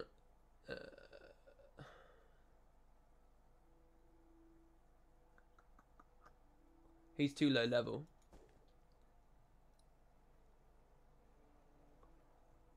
Yeah, we can do it on the engineer hero, who was my turret farmer. And is now in the Desolation for some reason. I don't remember bringing this character to the Desolation. Why is this character in the Desolation? Alien XE says I still haven't finished Nevermore. Has that been your main goal? We're going to go to Kryta and we're going to have a quick little walk south. Mounts are in the game now, so it's only going to take 2 seconds. Actually, hold on. No, not Queensdale. Kessex is what I want. We walked all the way up there but didn't get a single waypoint. GG, no re. Alright, it's going to be a slightly longer walk. It's probably something better I can demo this with. But I've got an idea in my head, damn it, and we're going for it. And who doesn't like seeing classic areas being run around on with mounts, huh? So, one thing I didn't cover, by the way, is the Peacock Raptor. It's ridiculous. You can turn your Raptor... It's like a legendary mount, in my opinion. You can turn your Raptor into a full-on peacock, like a completely different creature. Similar animations, obviously. But, like, it's this feather. It's really kind of interesting. It's been my main goal for, like, 20 years. Damn. 20 years. I mean, Nevermore's based on the Raven Staff in GW1, so I would have accepted, like... 12 years, because that's how old this franchise is now. Is it? Wait, 12 years? Am I insane? No. Yes? Maybe? 11 years. Something like that. But 20? I mean, you're 9 ahead even there. We're back down to, like, PS1 right now. Maybe the Raven Staff itself was based off of... Actually, isn't it based off of an Edgar Allan Poe thing or something? When did that source material come out? What builds am I reading? I'm reading a thread on Reddit about open world builds. Just for funsies. Mostly because, as I explained at the start of the stream, I'm a bit lost with what to do in Guild Wars at the moment. Because PvP stole my heart. And made it black. Maybe he's from the future and got confused. Oh my god, dude. That's quite the theory. Alien EXE. Look, he's even got alien in his name. Aliens, I would guess, could have access to time travel. Often, you know, that's a pretty common sci-fi pairing. That's a bit creepy because he's been coming to the streams for a while now. What if he's like some kind of government employee that's been watching me? He's like a raptor alien that has been watching the world. And for some reason, the Wooden Potato streams are important for the future of Earth. That's got to be one of the most narcissistic things you can think about yourself. Have you thought about playing Breath of the Wild in my free time? No, because it's too big. And also because I'm not like a Zelda head. I'm not a Nintendo guy. I've played some Nintendo stuff and I've browsed it a bit. But, you know, especially Zelda as a franchise. My experience of Zelda mostly comes from having watched a Skyward Sword Let's Play when that came out. That's genuinely the most sort of experience I've had with Zelda. A little bit of like one of the handheld ones. And I had friends at school that were into it who, you know, I could have got a little bit of info through osmosis, but I really haven't, I haven't got a lot of memories or understanding of Zelda, and you know, I've looked a bit into the world building before and sort of the franchise generally and the idea of how all the games connected and that there were fan theories, but it was like a sort of semi-workable concept that the devs then ruined by releasing an official version that didn't properly... that wasn't better than the fans version and sort of has all these holes in it nonetheless and sort of soured the whole thing. You know, I know these things about Zelda. I don't really... I know that it used to be top-down. Oh. Anyway. Cleanse and open world.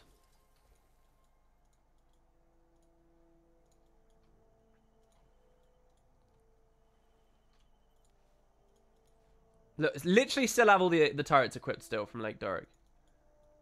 Why do I have so much nostalgia for the Lake Doric release right now? I really, really do.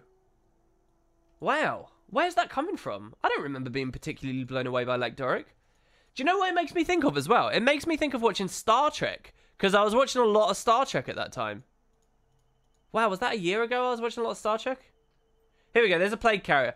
Let's say we kill a mob and it loads us with condies. We want to move on and we want to get on our mount. So it's dead, this fight's going to be over. But we have a ton of condies on us. So we can use our leap to get away. But these condies are keeping us in combat and we can't mount, right? So I can even use another one to try and get away. But now I've been put in combat with that guy. So even when the condies finally leave, I want to mount, I want to mount, I want to mount. Finally we can mount and go, right? So the idea is, and it's really interesting to see how health still regenerating under there, that an open world build should have some cleanse. Which we do here on the cleansing burst from the turret, which I could have used. Or we could toss some elixirs ourselves or whatever, you know. But the build should have cleanse. A lot of things you fight don't have condies. And it's not the condition itself that's threatening, right? Like, I wasn't really threatened by the poison there. But it's the implication, right? And it's the movement consequence that has on you. It doesn't even have to be a chill or a cripple or whatever. It could be a single vulnerability. So Necro's an interesting choice. While I was looking at Necro there to demonstrate this point for you all, was a Necro can cleanse the conditions quite comfortably. If we have the swamp, I'll show you. On a fairly standard skill, but it has a downside to it, which sort of perpetuates the issue. Oh, Lions. See, this is why we don't load into Lions Arch. Has he been there? He has been there. Nice, okay. I'll show it to you again with the Necro. Did you ever find the new turret farm someone hinted at? Yeah, I heard one was being hinted at in Bitterfrost, right? But, no, it never really took off. It didn't really do much. Yeah, so someone just pointed out Scourge F2. So built into it, you get a beautiful cleanse. And a flip, actually. So here, we'll do the same thing. We're in a fight. We're going to pretend we kill this guy and he's not just a kamikaze guy. Wait, hold on. I needed the right skill on.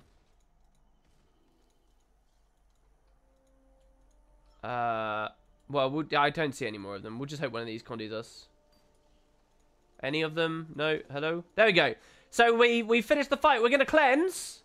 Oh no, but it's consumed conditions. It puts 5 vuln on us anyway. All these mobs could be dead right now, but we'd still be in combat because of the vuln. So that's like another little thing that you have to think about. But on Scourge, you get F2, which cleanses your stuff anyway. So that's kind of nice. I was actually trying to character swap there, but I guess we'll shroud and move on. So yeah, I don't know. These are all pretty petty little things to talk about. This is really uninteresting stuff to be talking about, honestly. For anyone who knows the game. All right, let me just sip a little bit more of this Bells.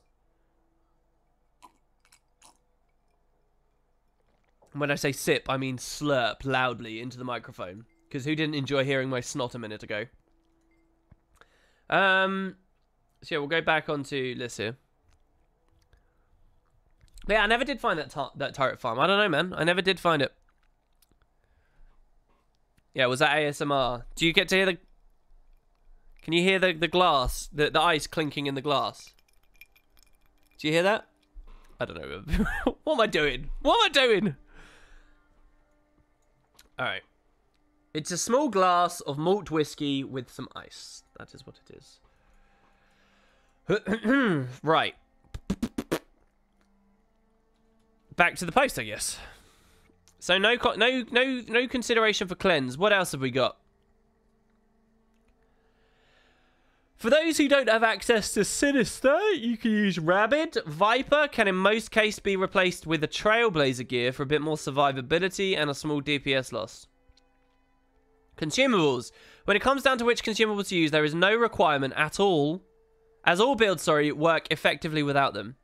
I would also suggest some worthwhile alternatives. For a full list, take a look at the wiki page here. So they just have general suggestions. Fried golden dumplings or roast... A plate of roasted cactus.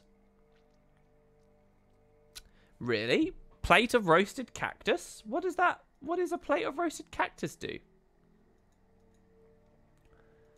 Plates of roasted cactus. I'll have to wiki it, won't I? It's probably going to be like a dry top food that's account bound. We can't really do anything. So how's everyone's New Year's going, by the way? Just to bring it back to you guys, I'm curious. I'm looking at chat. How's everyone's New Year's going? Plate. Oh, not late. Plate of roasted cactus. It's 100 ferocity and you get might on crit. That's kind of cool. I actually like that. Okay. Might on crit and lots of crit damage. It's pretty good. So as long as you provide your own ferocity, precision. Watching a potato cam torments my soul. Really? It's a bit psychedelic, isn't it? It is a bit psychedelic. You don't know about New Year yet, but Sylvester is nice. I'm kind of excited about next year. I would have liked to have gone into it on a stronger position work-wise, but I'm quite excited about it. I'm excited to sort of really knuckle down with some stuff and see how I feel 365 days from now. Oh, New Year's is nice because you're watching the stream. That's lovely. Yeah, a lot of the potato cams wobble. They're handheld. That's the style. That's the idea. That is the ambition for them. All right, so cactus. That's cool. I did learn something here then. Food, food, food. Boring, boring, boring, boring.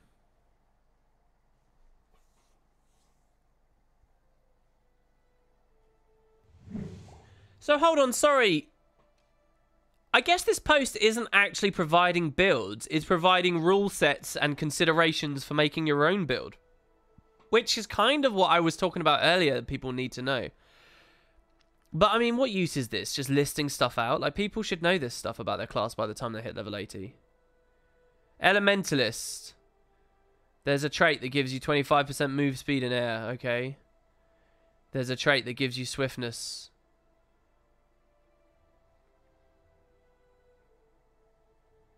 I don't know. There's a blink ability. Oh no, they do provide actual... They do provide builds. What's the point in listing out all the swiftness suppliers then? I don't understand the format of this. So they actually have a few different builds. They've got a power staff build. They've got a fresh air build. They've got a conditioned dagger build.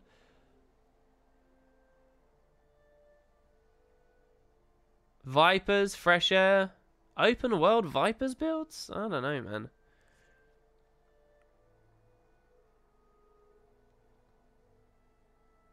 Sword, dagger, focused fire. It's a burning build. I don't know. This isn't going to work. This format is not going to work for me reading it out on stream, I'm now realizing. It is a hell of a wall of text, though. It's pretty cool.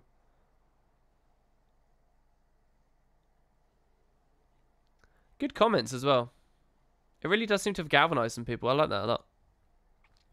Honest question. How do you feel about this anti-meta fraction of the community that's rearing its ugly head? An anti-meta fraction of the community that's rearing its head. I do have thoughts on that. I've got quite a few thoughts on that.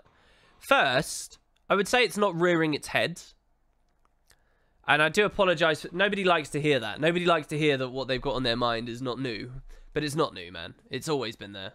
There's always been people. And in fact, Guild Wars did itself no favors because in the early days, it spent so long occupying and describing itself as like the anti-MMO that wouldn't have the Trinity and wouldn't have formal roles and all this stuff. It spent so long doing that. Or at the birth of Guild Wars 2, it really kind of inflicted that upon itself. It's interesting because Guild Wars 1 was the same. Guild Wars 1 built into its design a lot of things to counter classic MMO experiences. It really did, and it did it very successfully. But I think the way that Guild Wars 1 talked about itself, at least from my memory, meant that it wasn't kind of a big deal to people. And they were still happy to, like, if the best way to speed clear a dungeon was to run a tank, then they ran a tank. Nobody bitched about that. Do you know what I mean? Like...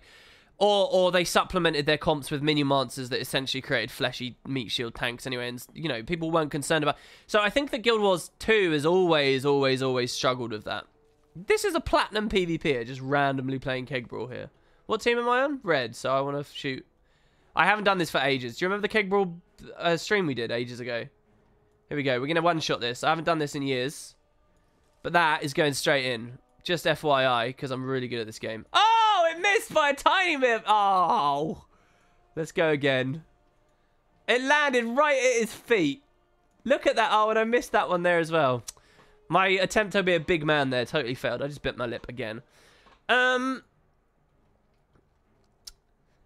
so what else do I think about the idea of anti-meta as it means in Guild Wars 2 of today?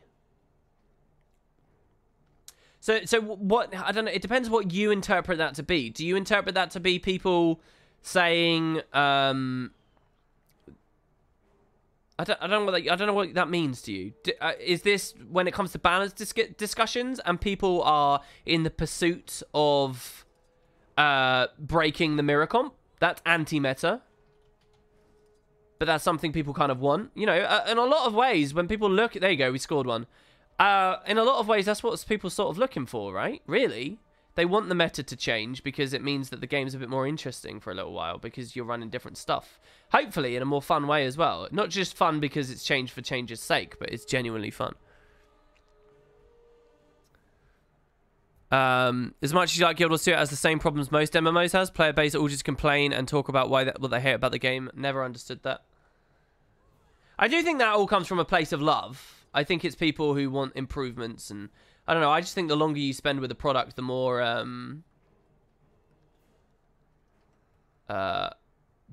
you'll hone in on what you really want from it, and the less of a chance that's gonna correlate with what the developers are doing for it. You know. I'm shooting way too far. I'm not really in the middle here. I think all the anti-meta people as people who don't want to run meta builds and things like raids and run anything they want through it. I have several friends that complain they can't run whatever they like in it. See, this is strange to me. Here's a side of the conversation I don't often see espoused. I've used that word twice today. I should get a word of the day calendar for next year, and I should try every video I make and every stream I do to incorporate that. Do you know how smart I'd look? How deep my vocabulary would look doing that? So listen, here's a side of the discussion I find really interesting. These people that only want to raid on their own specific build, or they don't like the meta build and they can't do it. It's interesting to me because I feel like in order to get that to that place psychologically where you are so bored by the meta that you can't bear to play those builds anymore. You're so bored of playing, I don't know, whatever, literally any example. Your class is meta build. You're so bored of it. You don't like it. I feel like, maybe this is just sort of me speaking for people when I shouldn't, but I feel like I'd have to be quite a committed Guild Wars 2 player to get to that point. Do you know what I mean? Like, because Guild Wars 2 is just fun, right? Like, the combat is fun. It's fluid. It's, you know, it's active. It's pretty. It's, you know, it's a good MMO, right? Like, so if you're a fan of MMOs, there's a lot to just love inherently about Guild Wars, right? So to get to the point where I'm really bored of the build, I probably play the game quite a lot, don't I? And I sort of feel like if you play the game quite a lot, you've probably had ample opportunity to get into a raiding group. Haven't you?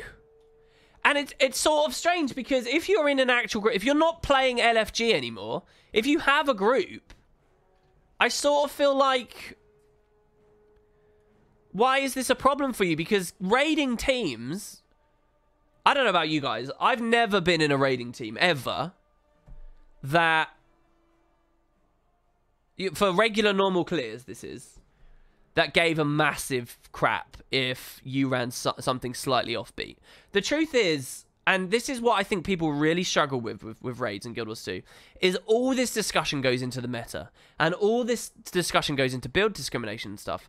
The actual truth is that, like, 75% of your chances to get through a raid encounter are not to do with the build, they're to do with knowing the encounter. They're to do with practicing the encounter, knowing the encounter's mechanics, knowing the boss, knowing what the Wall of Death is and when it spawns, and what the various mechanics are doing, and when to press your special action stuff.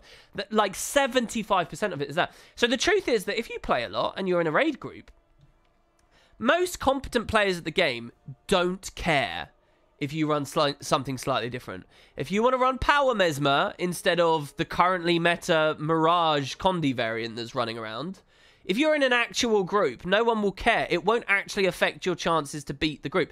So I return to the original point. This selection of people who, at the same time, play so much they hate the meta build, but also are still LFGing.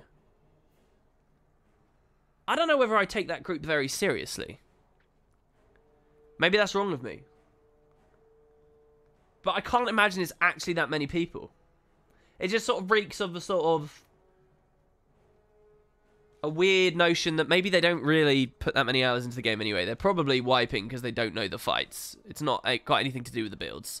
And now they're stuck in LFG because they don't really commit to the game. So they're in LFG where, of course, people are going to be really discriminatory. And there are problems with that. I'm not saying that there's no problems with that. But I'm just saying if you find yourself stuck in LFG, and I will openly admit, I was stuck in LFG for the Doom run, all right? I was stuck in LFG for the Doom run. But it's because I haven't committed enough to that side of the game. And you won't find me whinging about it online because I know that about myself. You're whinging about the meta and stuff and questioning it and things. So I don't know. I don't know how seriously I take that side of things. That's all raid oriented. There's lots of other fun things to discuss with meta, actually. You know, I'm a bit of a PvP head at the moment. I actually think the community is at a size right now with PvP where people really don't know what the meta is, and there's probably a lot of opportunity to find things out. But the number of quality players there are that are out there that will be able to do that are quite low. We're going for the one shot here. You ready? This is a score. You ready? Go, go, go, go, go, baby. It's going to fall short. I was too far across the field. That's fine, though. We're going to kick this guy right as he picks up the keg. Are you ready? Oh, someone else did. All right, that's fine. Yeah, nice linebacking right there. So anyway, that's just some early thoughts of mine. Anti-meta, I think, is natural for anyone who plays the game a lot because they're interested in giving themselves new experiences.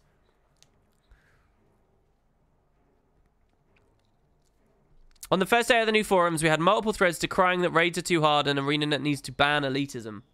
I don't think we had multiple threads. There was one hilarious thread, though, that I remember being linked to in a private Skype group that sort of made everyone vomit to look at. Am I throwing the right way? I've thrown too far there, because now I'm too far along the field.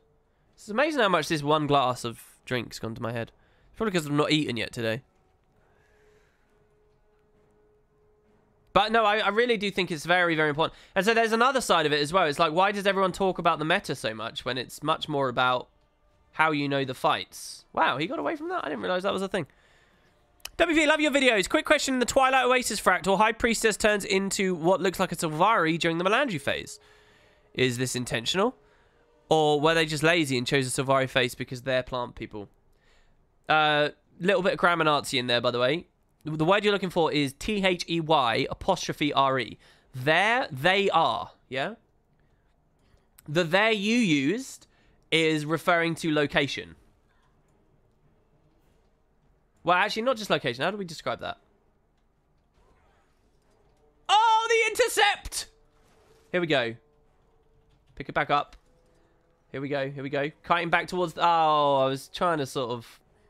dodging that. Gonna bonk him on the head. No, he bonked me on the head early. Hold on, I will answer your question in a moment. We're going for the big one. Too early again. That's fine though. Yeah, anyway, sorry, grammar Nazian. Grammar elitism is the real problem in the stream. Yeah, no, as to why the devs being lazy, I don't know whether I'd call it lazy. Lazy is such a loaded term. It's just a question of how many resources they can allocate to something, right? And is there any point in going too crazy about one form? So yeah, I don't know whether there's a deeper lore meaning there. Did I just get that in? Did I score that at the end? Did I just win it for us? I don't know. I was only going to do one round of Keg Brawl. WP, why do you think the devs are deliberately keeping some classes in damage down so they'll never be able to compete in high damage classes in raids? Don't you think it would be much more healthy if every class would support one build is able to deal the same amount? No, I think that'd be boring. I think that there are balanced considerations that go way beyond raids and you're losing sight of that fact. A lot of the builds that aren't competitive damage-wise is because they have some other strength that's relevant elsewhere. Like, why is Necro Axe not able to do, you know, incredible amounts of damage in PvE raids? Well, because it's a ranged, tracking, line-of-sightless, boon-corrupting weapon that is extremely easy to use. And so when you look at that in other formats, it needs to be reined in some other way, and the damage is the place that it's been reined. The buffs to axe that you've seen throughout the years aren't about making it PvE viable. Like, you don't want your PvE top damage thing to have lots of quality of life or be a boring playstyle and X, Y, and Z. There need to be drawbacks. And if you have an innately high vitality class, that's always going to work against some of them. It's just good design. You don't find good design in Guild Wars 2 by only caring about raids. You need a broader perspective. Even if the game has encouraged you to only play that one part, blame that facet of the experience, but not the balance team.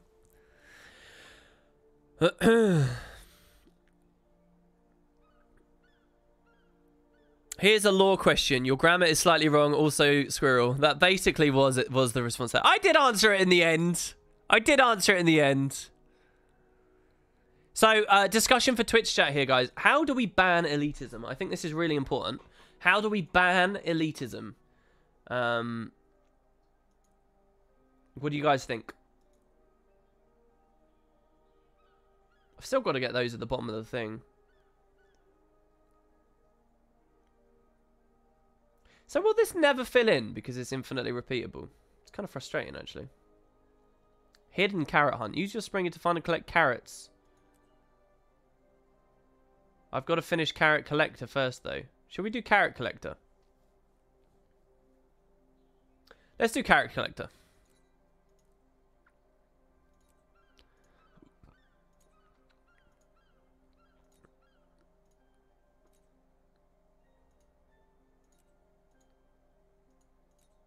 That's something meaningful.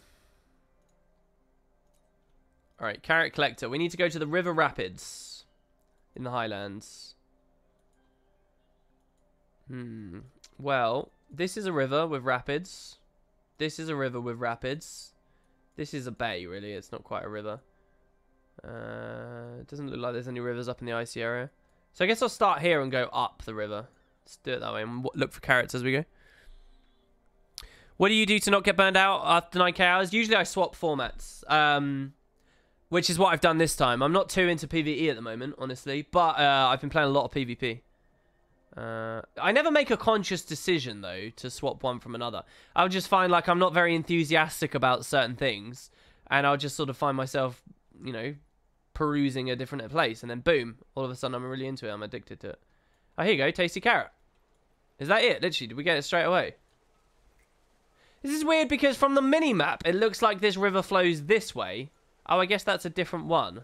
Okay. Strange. Did we get it? No, we didn't. Near the river rapids. They're tasty carrots, right? Not just carrots. Hey, Rav. Welcome to the streams. Good to see a mod here. Welcome.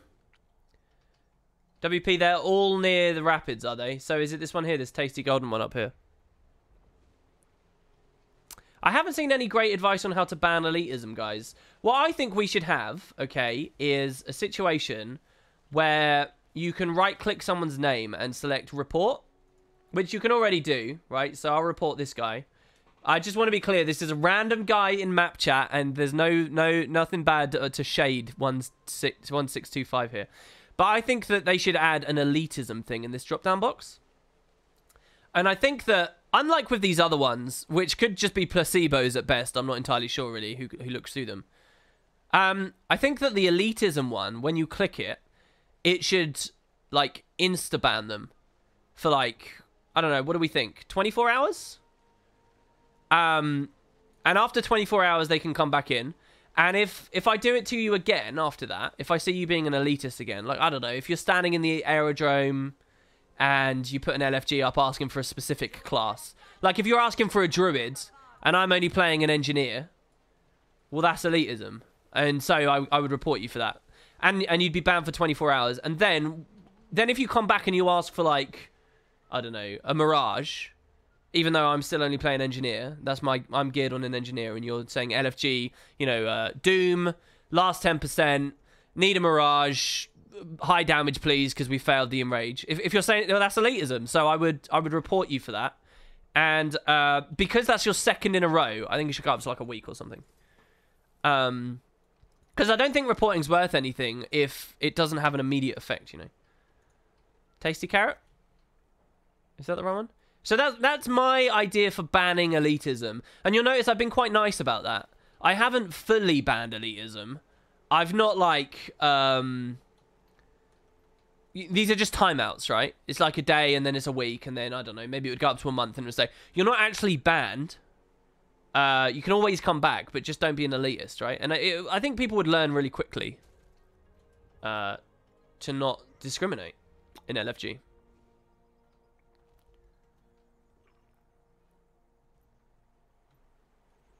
Any criticisms of that?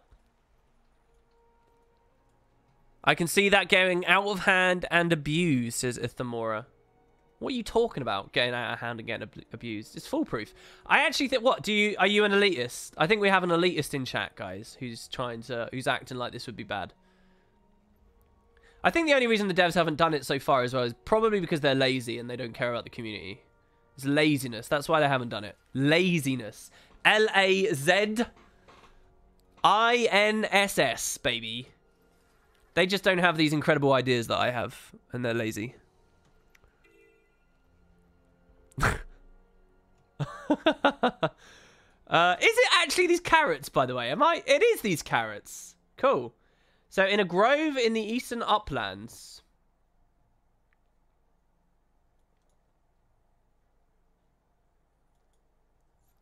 Where are the eastern uplands? Oh, I guess they're all around the heart, right? So, we'll just go... We're west right now, so I'll just, like, up here, maybe? Near that POI?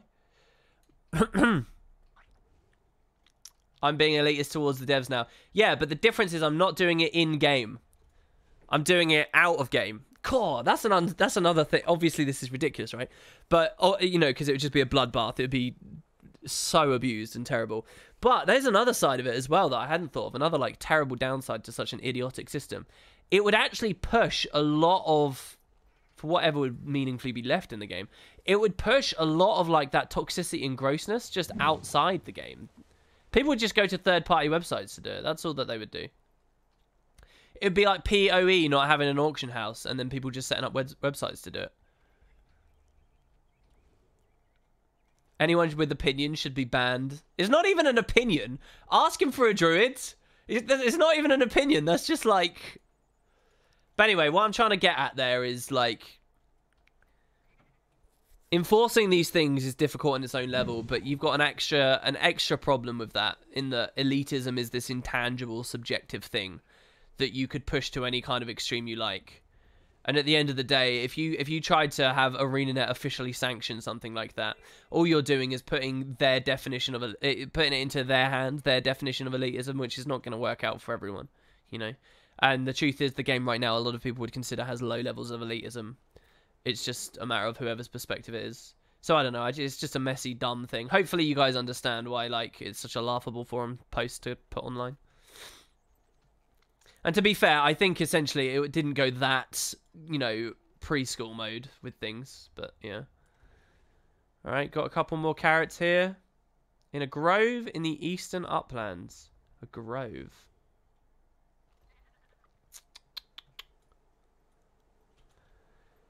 Well, I'll just keep going until we leave Heart area. So I'm not entirely sure about that.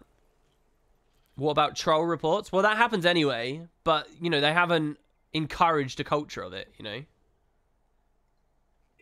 I legit think this is a really, really boring stream, and I do apologize, guys.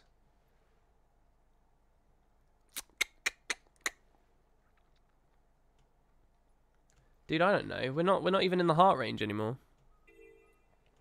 What's wrong with being an elitist? As long as I'm not affecting anyone's life, as far as I'm concerned, it's still your LFG and your choice to pick. And did I actually get you angry? I'm sorry. Are you actually, like, annoyed right now? Are you actually, like, taking this discussion seriously? Because I gotta say, I'm not gonna give that a dignified response there. There should be more troves for it to be... trees for it to be a grove. Good point. What about this tasty carrot over here? This is, like, vaguely grovey. Well, that finished the heart. No, that is not the grove.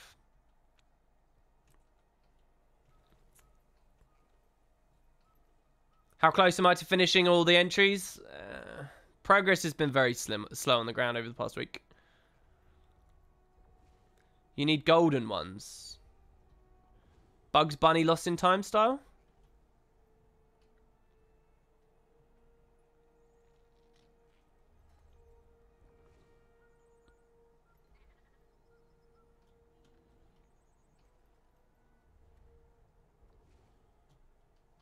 Man, I don't know. I really don't know. It's going to feel really limp dick here, but I'm thinking of leaving it here, to be honest. I'm not angry, but you sound angry towards elitism. Why is that? How is that affecting you?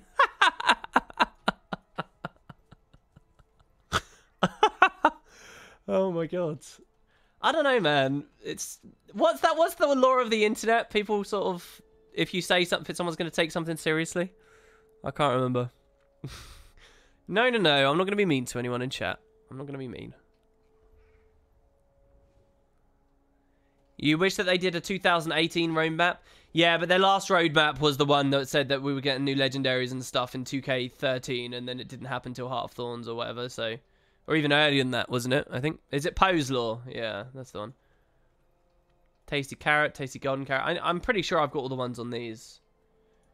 So we'll try like a grove... I don't know, this is still vaguely east. It's a pile.